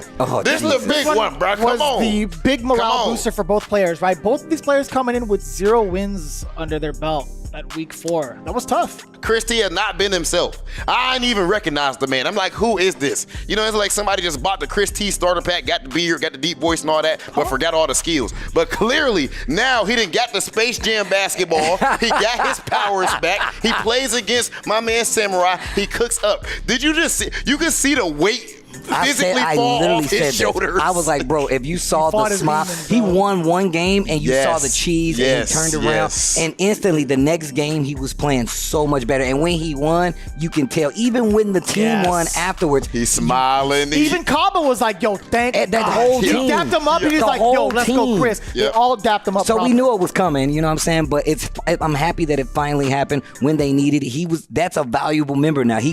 That was part of the 40 ball right there. Yes. And then last in that matchup, we had Mena RD up against Chris ECH. Look, bro, if Mena RD is in that anchor spot, you ain't touching him. You ain't touching him. Bucket. What did I say before he played? I was like, yo, Mena RD is every time been in that spot, and he hasn't lost. And guess what? He's been undefeated. Can we talk about the fact that the importance of leadership? Of course, there's leadership as far as vocally, and I think Mena does that as well. But even leading by example and by performance, the fact that even when his team was not performing well, he was performing. He was performing well. Yeah. I'm gonna get us this 20 points and keep us in a good spot, so that smart. you can depend on me. And then now you guys are comfortable, you guys are winning, and what does that do? It puts Bandits all the way up in first place. But Chris T winning that set completely changes everything, and people should be very terrified of Bandits. The weight is off their shoulders, and they're looking ridiculous. But what do we have vicious for them next week? Because this week was absolutely insane. I'm ready for some more Street Fighter already. Right. I'm ready to deliver it to you. Next week's matchups. Let's take a look. It's going to be Endemic going up against Red Rooster, NASR versus UIU, and to round it off, Bandits versus these cats, the new cats. New name, but same champs. It's versus Vortex to round out that final match. Hey, come on, bruh. My man Steve actually gave y'all 2 Find Me Better Street Fighters in 1 episode. That's how you know y'all getting some damn good TV. Make sure you guys pull up next week because it is about to only go up from here. Ladies and gentlemen, Street Fighter League, the best show on turf. We gonna see y'all next week. We gone.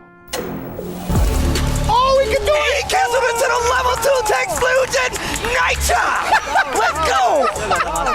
Oh my God, the dude Angry Bird is so good. What are you gonna do? What's the defensive choices? Burnout is already on deck for Via X Bow. We could see potentially Chip. Both and Burnout. Who's gonna tip who first? Level 1! He jumps over it! Oh my God, this is ridiculous! Wasn't ready this time. Again! We gotta use it, but that's it though. That's it though. Chris Tatarian secures his first points for Team Bandits. Oh, we Exclusion! Nitra! The walk up. Gets the back throw with the position change. Sets up the departure. Gets the spin. Banana Kid. Talk to me about it. You said this is the best one in the world? We're going into overtime. I can have you can't afford the chip. Oh my God, he did neutral jump after that. Come on. No way, son. Yeah, because he did an uppercut recovery. It gives you extra stun. That was sick. So beautiful. That was such a sick combo. Oh, Mena RD, the most informed player in the world right now.